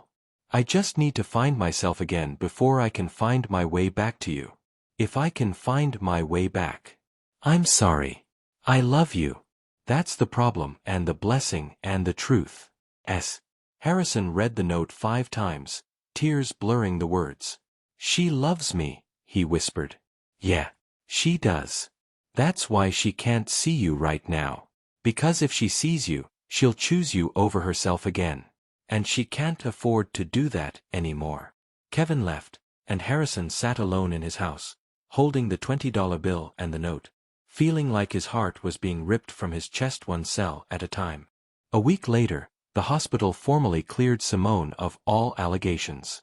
The review found no evidence of impropriety, and overwhelming evidence of exceptional patient care and professional integrity. They offered her position back, along with a formal apology for the suspension. Harrison saw the news online and wanted to call her, to congratulate her, to celebrate. But Kevin's words echoed in his mind, "Give her space." So instead, he sent flowers to her apartment. No card. No message. Just her favorite flowers, sunflowers, bright and hopeful. She didn't acknowledge them. 2 weeks became 3. 3 became 4. Harrison went to physical therapy and heard other patients whispering about that Webb guy and the nurse. He attended a board meeting and endured knowing looks from colleagues who'd followed the story. He had dinner with his mother, who gently suggested he consider moving on. She asked for space, Harrison. Maybe that's her way of saying it's over. It's not over. She said she loves me. She also said she doesn't know if she can find her way back. Dorothy's voice was kind but firm. Sometimes love isn't enough. Sometimes the cost is too high. Harrison couldn't accept that. Wouldn't accept it. But as the weeks stretched on with no word from Simone, doubt began to creep in. What if his mother was right? What if the press conference had been too much, too public, too controlling? What if by trying to save Simone, he'd actually pushed her further away? 6 weeks after the press conference, Harrison was leaving physical therapy when he saw her. Simone stood in the parking lot, leaning against her Honda, wearing scrubs that told him she was back at work. She looked different, thinner, tired, but also somehow stronger. Like she'd been forged in fire and come out steel. Harrison's heart stopped. "Hi," she said quietly. "Hi." His voice came out rough. "You're back at work. 3 weeks now. They assigned me to pediatrics. Fresh start. That's good. That's really good." They stared at each other across the parking lot, and the silence was heavy with everything unsaid. "I got your flowers," Simone said finally. "All of them. All of them. You sent sunflowers every week for 6 weeks, Harrison. My apartment looks like a flower shop. I didn't know what else to do. You asked for space, so I gave you space. But I needed you to know I was still here. Still waiting." Simone's eyes filled with tears. "I know. Kevin told me. He said you haven't dated anyone, haven't gone out, just work and therapy and waiting. There's no one else. There's only you, Harrison." She wiped her eyes. "I came here to tell you something, and I need to say it before I lose my nerve." His stomach dropped. This was it. This was her ending things. He braced himself. "Go ahead.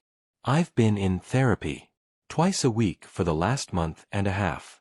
Working through everything, the investigation, the public humiliation, the suspension.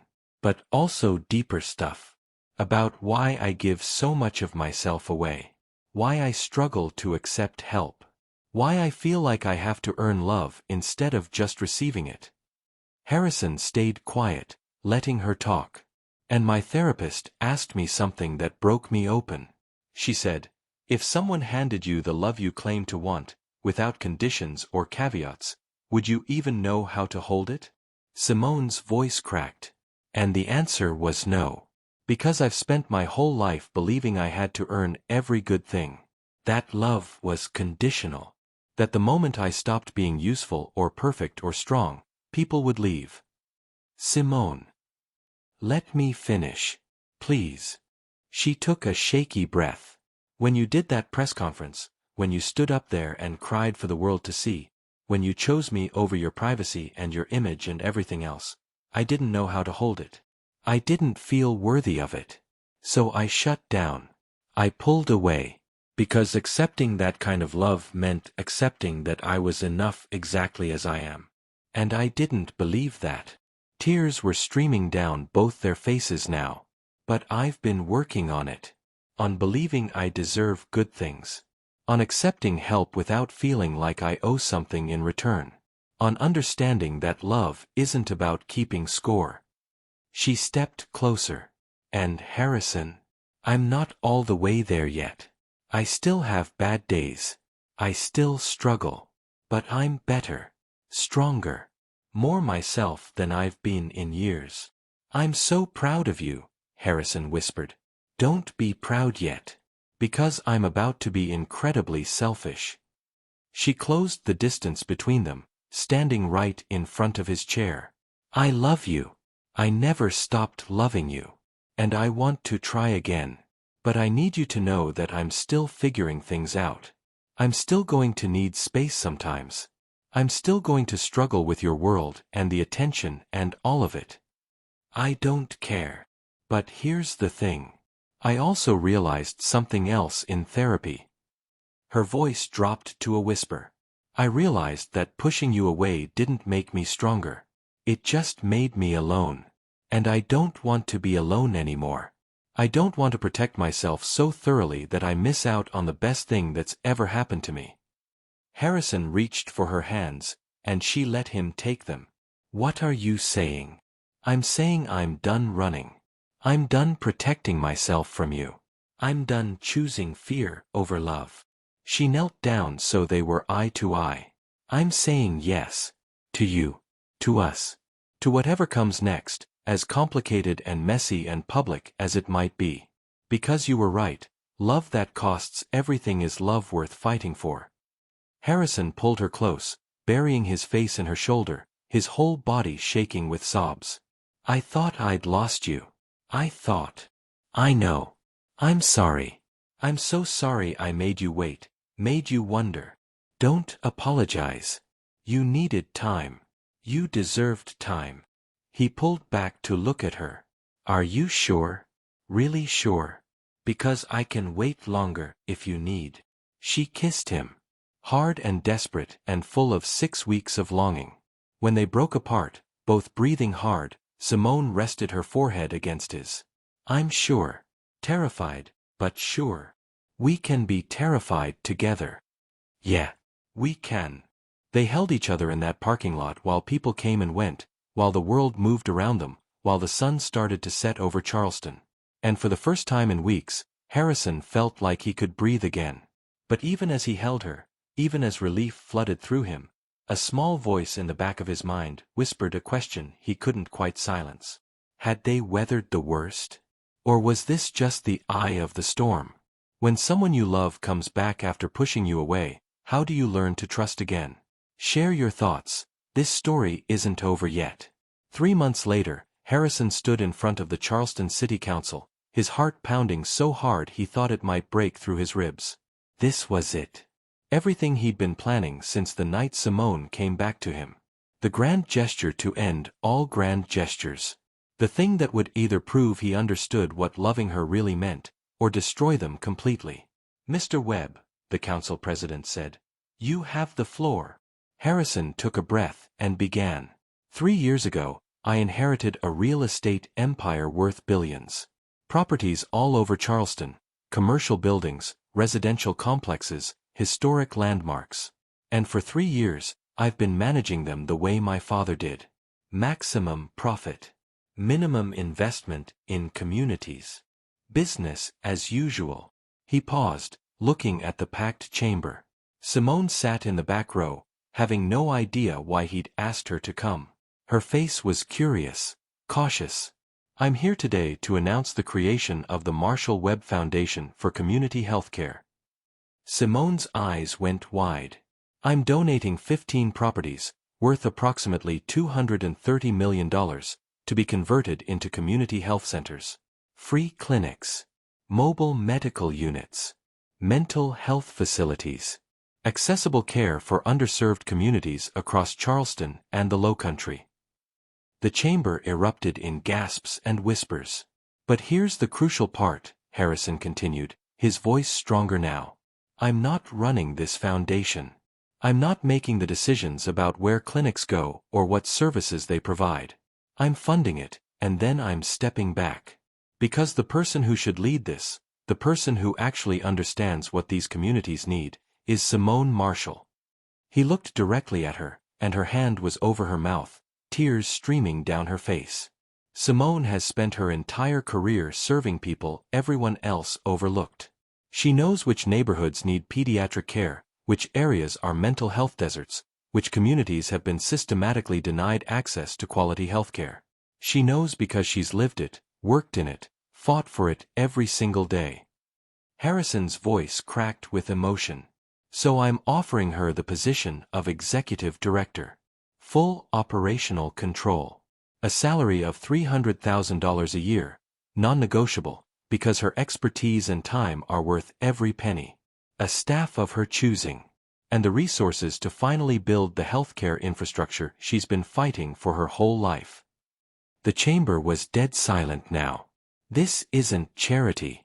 This isn't me saving anyone.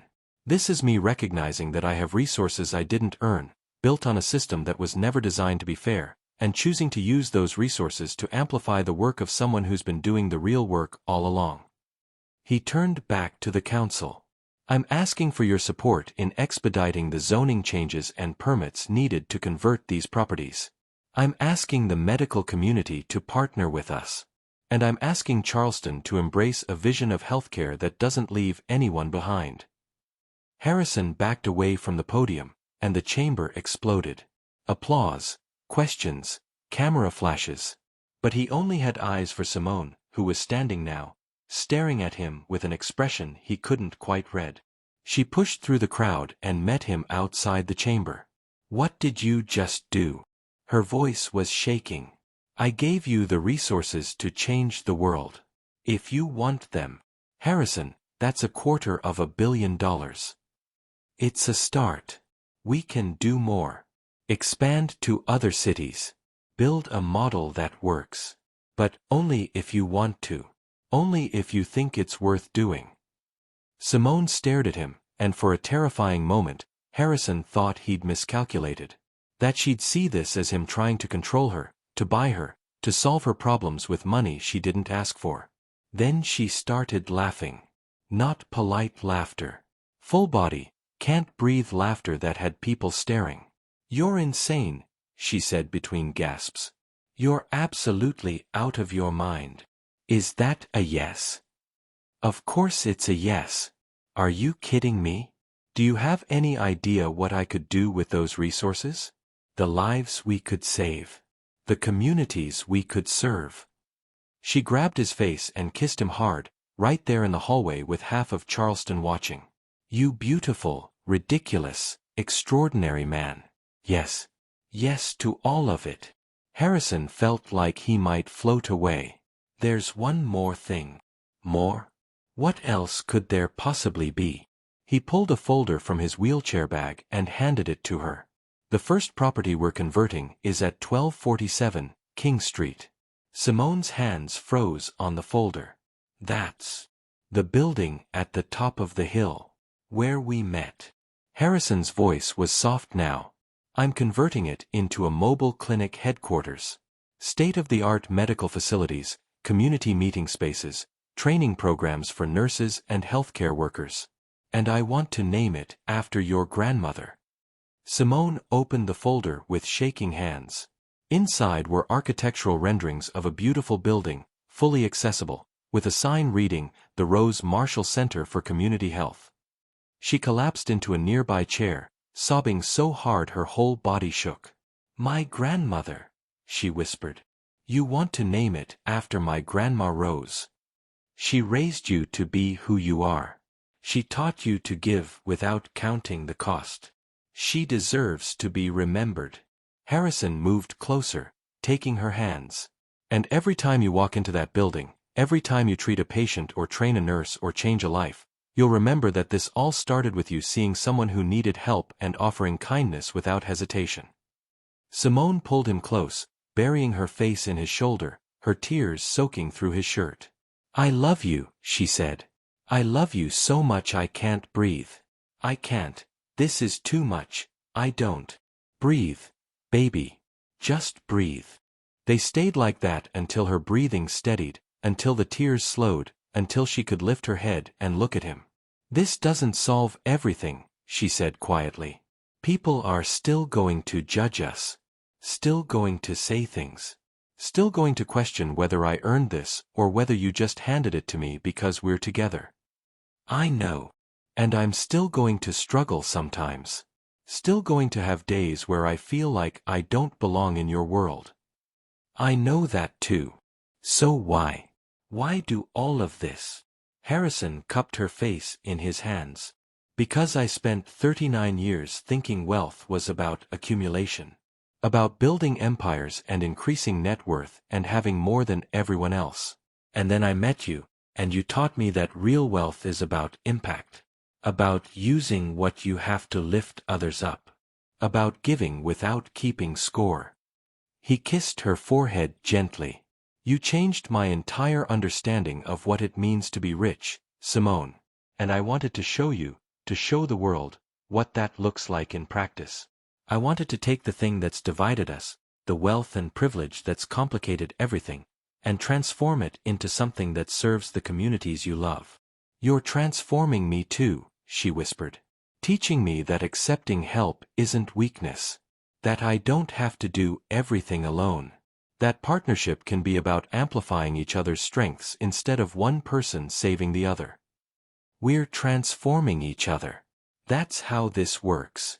Simone pulled back, wiping her eyes, and Harrison saw something shift in her expression. A decision being made. Okay. I'm in. Fully, completely in. Let's build something extraordinary together. Yeah. But, Harrison, I need you to promise me something. Anything. Promise me this is a real partnership. That you'll listen when I tell you I need space, or when I disagree with an approach, or when I need to make decisions you don't understand.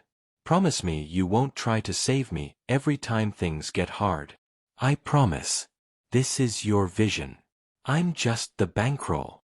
She laughed through her tears. You're so much more than that. But yeah, we can start with bankroll. That night, Simone took Harrison to meet her grandmother's sister, Aunt Pearl, who lived in the same neighborhood where Rose had raised Simone during the hardest years of her childhood. The house was small, neat, filled with photos and memories and the smell of something delicious cooking on the stove. Aunt Pearl was 83, sharp as a tack, and took one look at Harrison before turning to Simone. This the one Rose sent you? Simone blinked. What? Your grandmother. Before she passed, she told me you were gonna meet someone who'd change everything. Said he'd come into your life when you least expected it, when you thought you had everything figured out. Said he'd challenge you and frustrate you and love you so completely you wouldn't know what to do with it. Aunt Pearl smiled. She said, Pearl, when Simone brings him home, you'll know. He'll have kind eyes and a broken heart and a soul looking for purpose. Harrison felt tears prick his eyes. She saw you coming, baby, Aunt Pearl said to Simone. Before you even knew to look for him. And now here you are, building something in her name. She'd be so proud. Simone was crying again. Seemed like she'd been crying for days straight, but these were different tears. Healing tears. The kind that washed away old wounds and made room for new growth. Over dinner, Harrison told Aunt Pearl about the foundation, about the Rose Marshall Center, about their plans to transform healthcare access across Charleston. She listened quietly, occasionally asking sharp questions that proved she understood exactly what they were trying to do. You know people are gonna say things, she said finally. Gonna say Simone didn't earn this. Gonna say you're doing this to make yourself look good. Yes, ma'am, Harrison said. We know. And you're doing it anyway? We're doing it anyway. Because it's the right thing to do. Because the communities you love deserve access to quality healthcare. Because Simone has the vision and expertise to make it happen. He paused. And because I'm done letting other people's opinions dictate my choices. Aunt Pearl nodded slowly. Rose would have liked you. She always said the measure of a person isn't what they have, it's what they do with what they have. She reached across the table and took Harrison's hand. You take care of my girl. And you let her take care of you too. Pride'll tell you not to need anybody. Don't listen. Someone else told me that recently, Harrison said, glancing at Simone. That's because it's true. Love that only goes one direction isn't love, it's martyrdom. And neither of you need to be martyrs. You just need to be human. Together. Later, as they drove back to Simone's apartment, Harrison had been spending most nights there, in her small one-bedroom that felt more like home than his mansion ever had. Simone was quiet. What are you thinking? He asked. I'm thinking that 6 months ago, I gave a stranger $20 because he looked like he needed help. And now that stranger has given me the resources to help thousands of people. Maybe millions, if we do this right. Millions is the goal. She laughed. You know what the crazy part is? The thing I can't quite wrap my mind around. What? You see this as the small gesture. The $20, that was the big one to you. This foundation, this $250 million commitment, you think of it as just returning the favor. Harrison pulled into her parking lot and turned to face her. It is returning the favor. You gave me purpose when I had none. You gave me hope when I was drowning. You saw me as a person worth helping when I didn't see that in myself. How do you put a price tag on that? Simone unbuckled her seatbelt and climbed into his lap. It was getting easier now, both of them learning the geometry of his body, how to move together, how to fit. I love you, Harrison Webb. I love you for the foundation and the grand gesture and the resources. But mostly I love you for seeing me. For understanding that I needed this to be a partnership, not a rescue. For giving me the power to change things instead of trying to change them for me. I love you too. So much it scares me sometimes. Good. Love should be a little scary. Otherwise, how do you know it's real? They kissed, slow and deep, until someone walking by wolf whistled and they broke apart laughing. Come upstairs, Simone whispered. Stay with me tonight. Every night.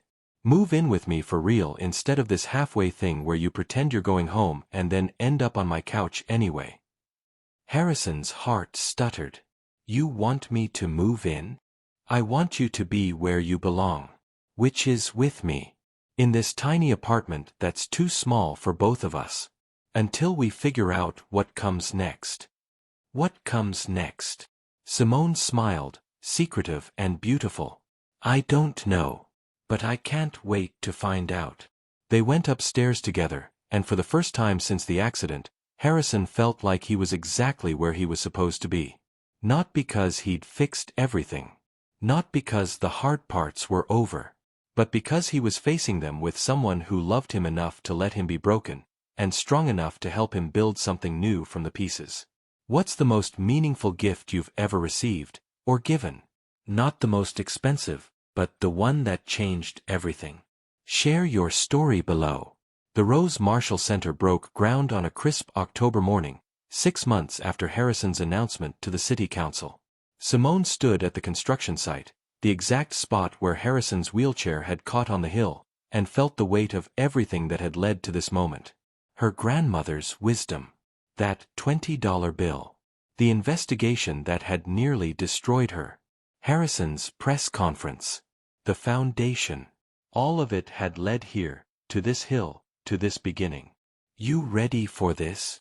Harrison asked, rolling up beside her. I have no idea what I'm doing, she admitted.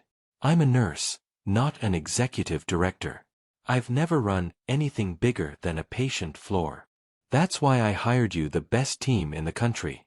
Chief Operating Officer starts Monday.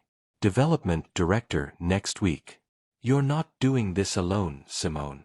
She squeezed his hand. I know. I'm just terrified.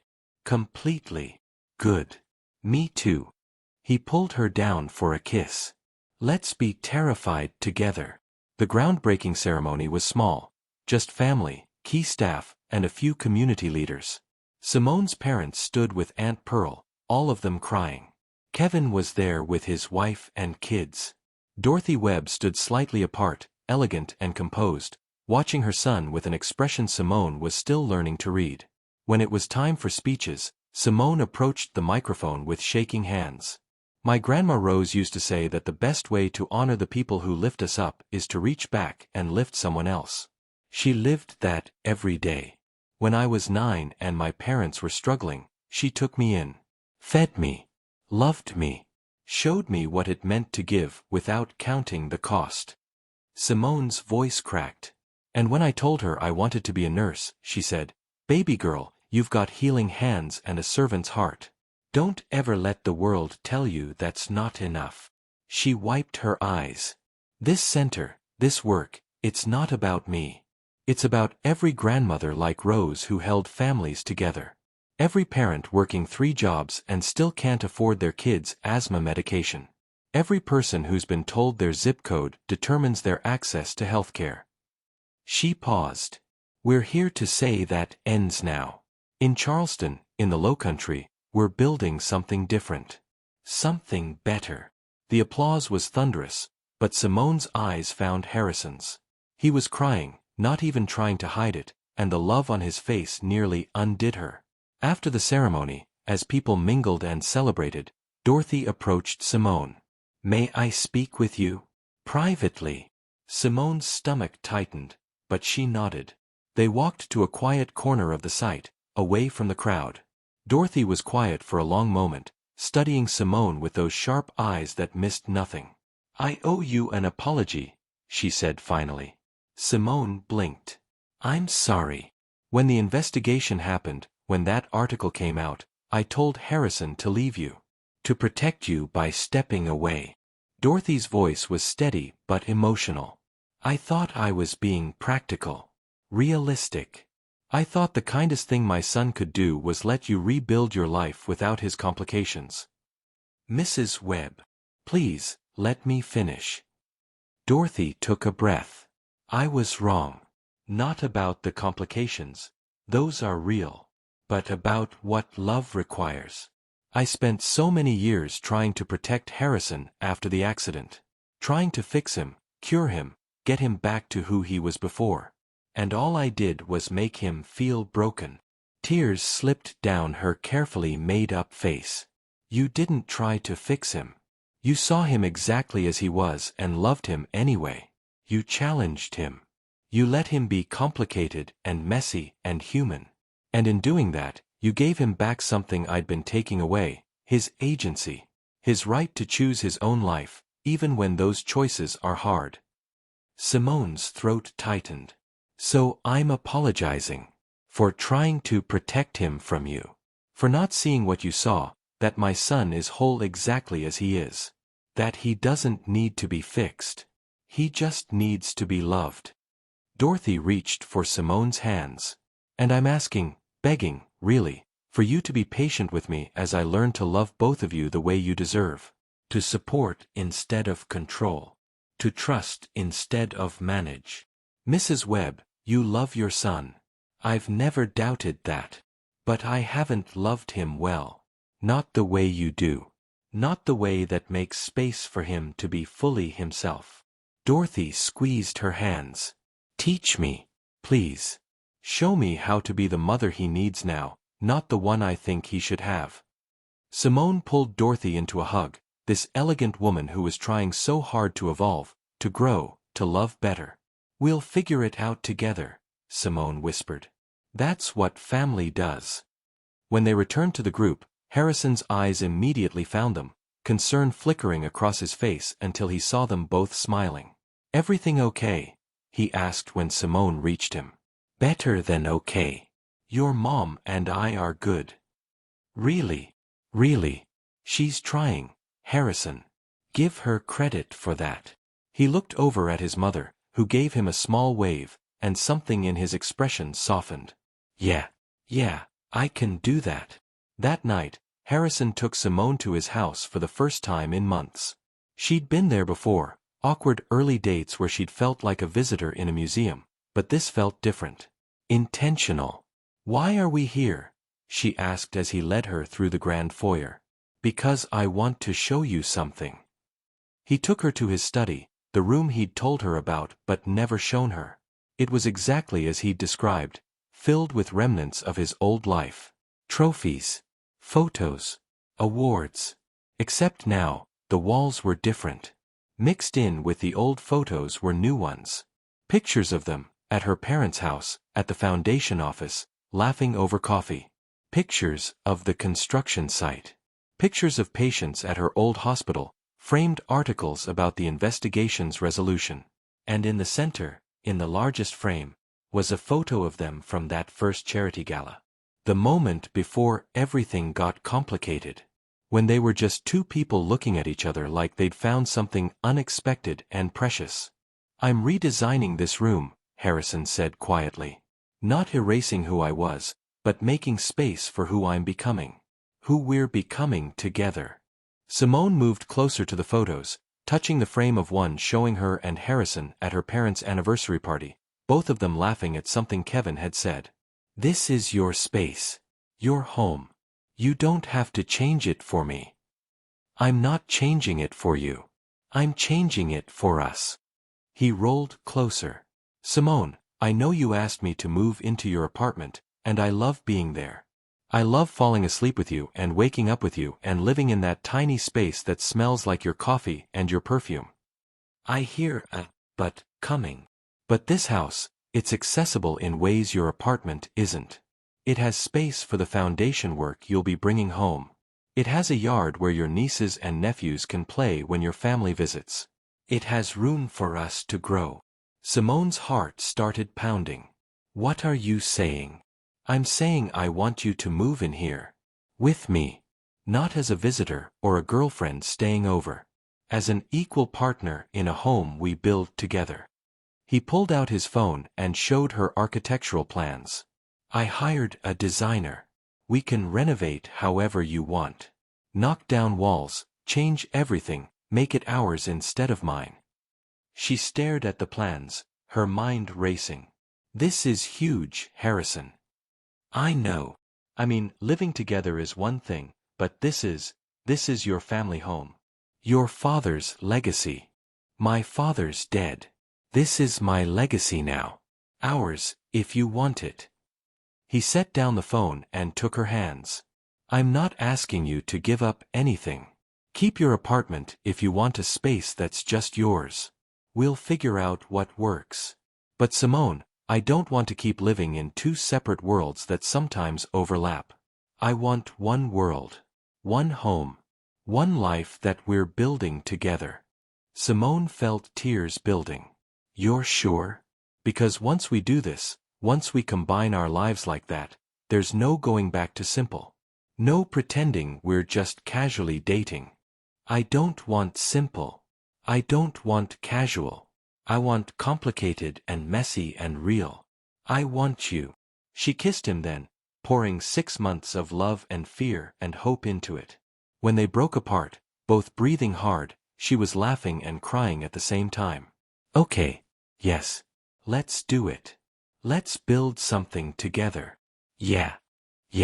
But, Harrison, I want my own office. And we're getting a dog.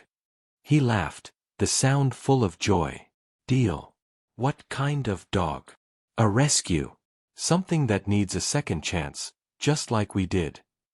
Perfect. They spent the rest of the evening walking through the house, Simone pointing out what she'd change, what she'd keep, how they could make the space work for both of them. Harrison watched her transform from uncertain to excited, watched her claim the space as her own. In the master bedroom, she paused at the window overlooking the garden. Your mother's going to have opinions about us living together before we're married. Probably. She'll get over it. Will she though? Simone turned to face him. Harrison, I need you to be real with me. What does your family, your real family, the society people and the board members and everyone else, what do they really think about me?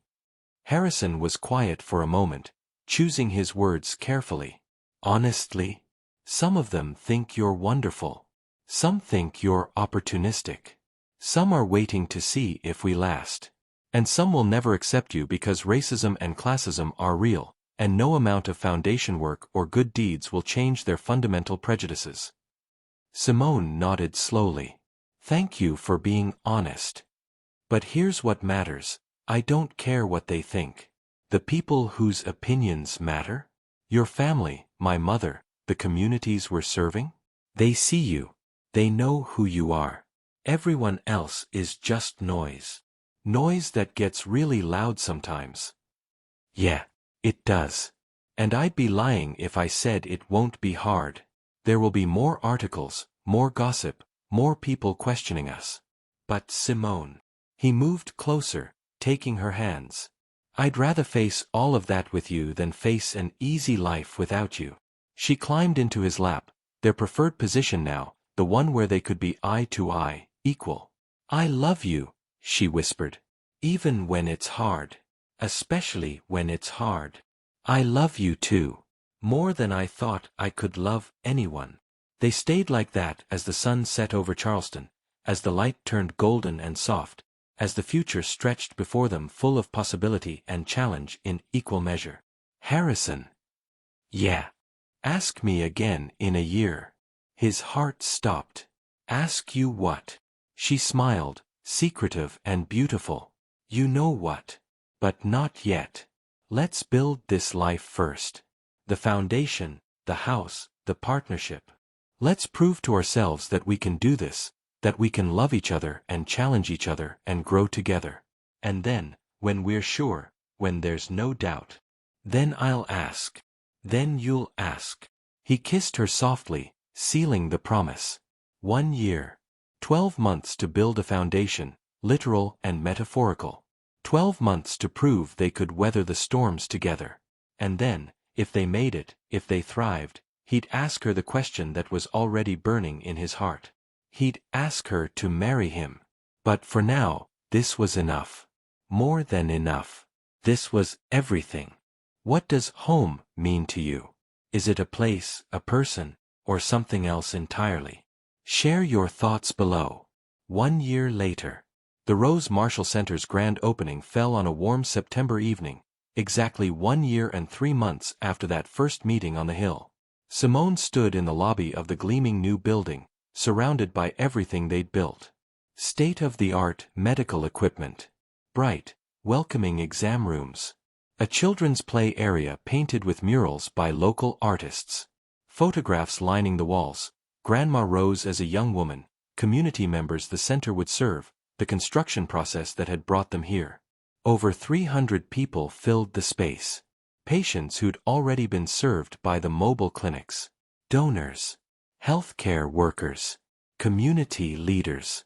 Simone's entire family, dressed up and beaming with pride. And Harrison, watching her from across the room with an expression that still made her heart skip. You ready for your speech? Kevin asked, appearing at her elbow. Absolutely not. Good. You're gonna kill it anyway. He squeezed her shoulder. Grandma Rose would be losing her mind right now. You know that, right? Simone's eyes filled with tears. She'd cried approximately 700 times in the past week. I wish she could see this.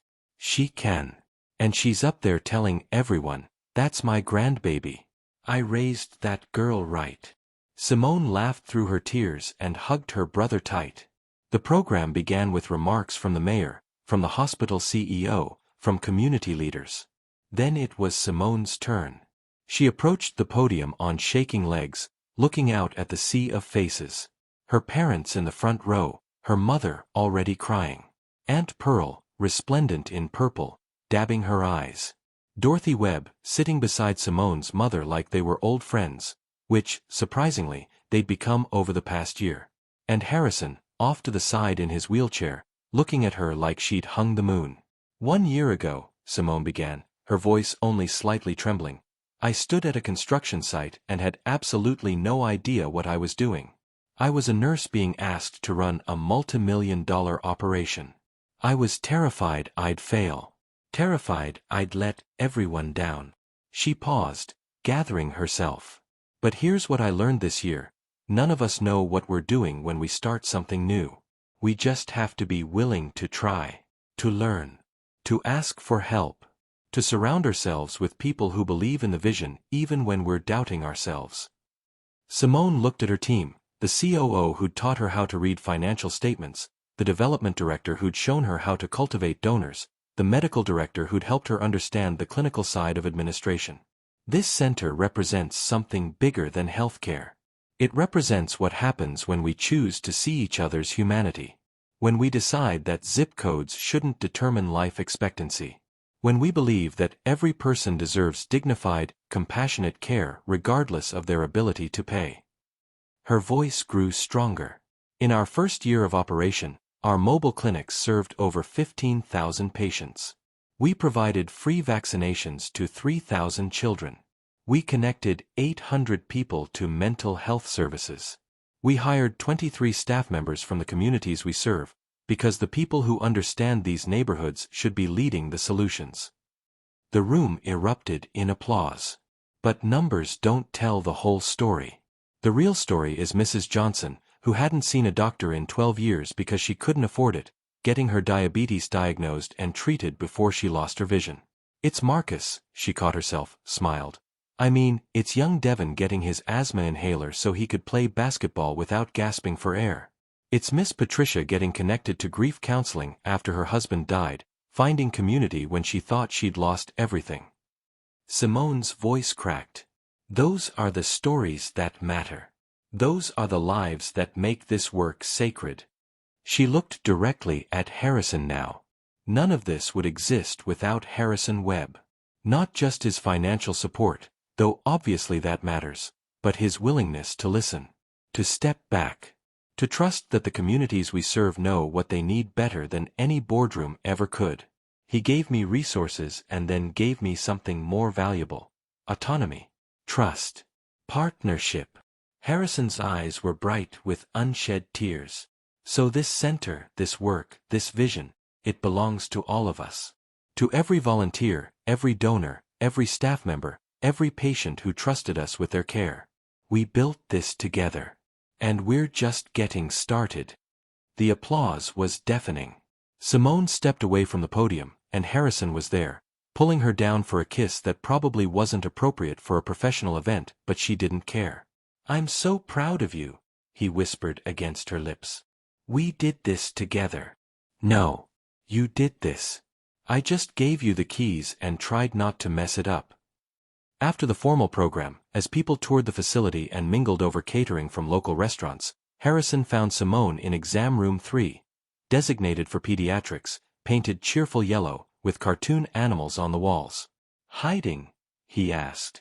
"Breathing? It's been a lot." "It has." He rolled closer, taking her hand. "Can I show you something?" "Another surprise?" "Harrison, I can't handle any more surprises today. This one's small. Promise."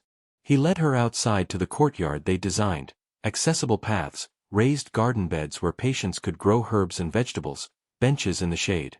In the center was a bronze plaque they'd commissioned, embedded in a stone memorial. But this wasn't the dedication plaque they'd unveiled earlier. This was new. Simone read it aloud. "On this hill, two strangers met.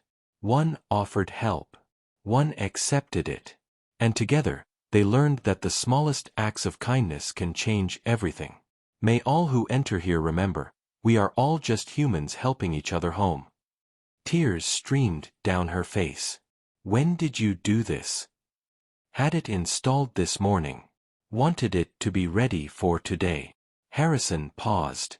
"Simone, do you remember what you told me a year ago? In my bedroom." Her heart started pounding. "I remember. You said to ask you again in a year. After we'd built this life together.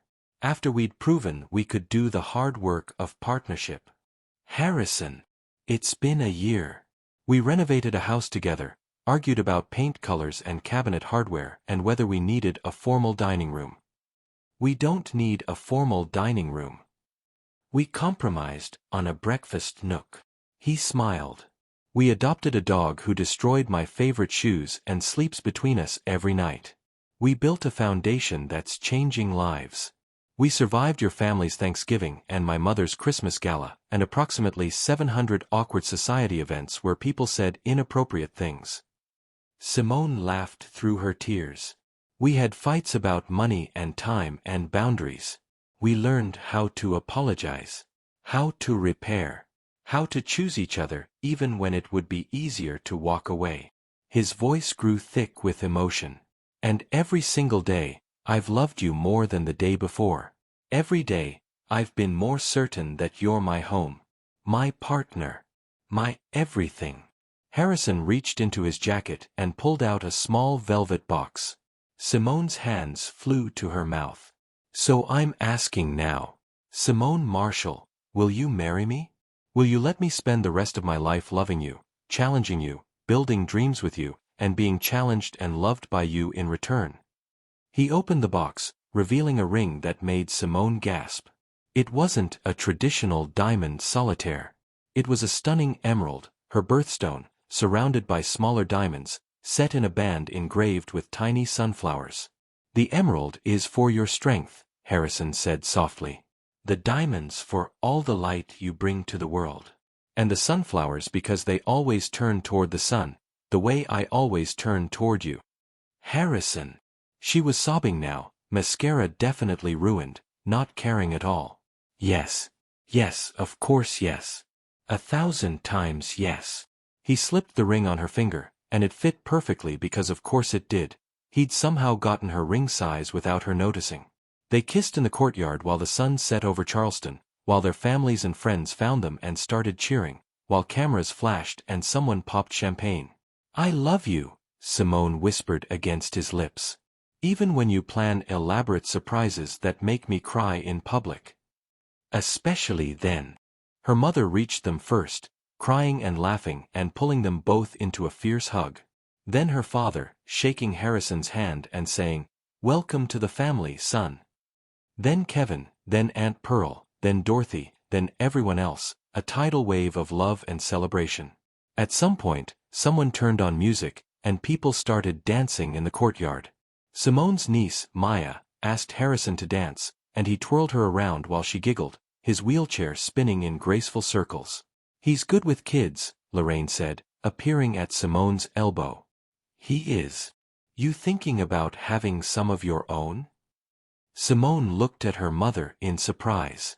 We just got engaged 5 minutes ago. I know. But I see how he looks at you. How you look at him. And I see my daughter happy in a way I wasn't sure I'd ever see after everything you went through.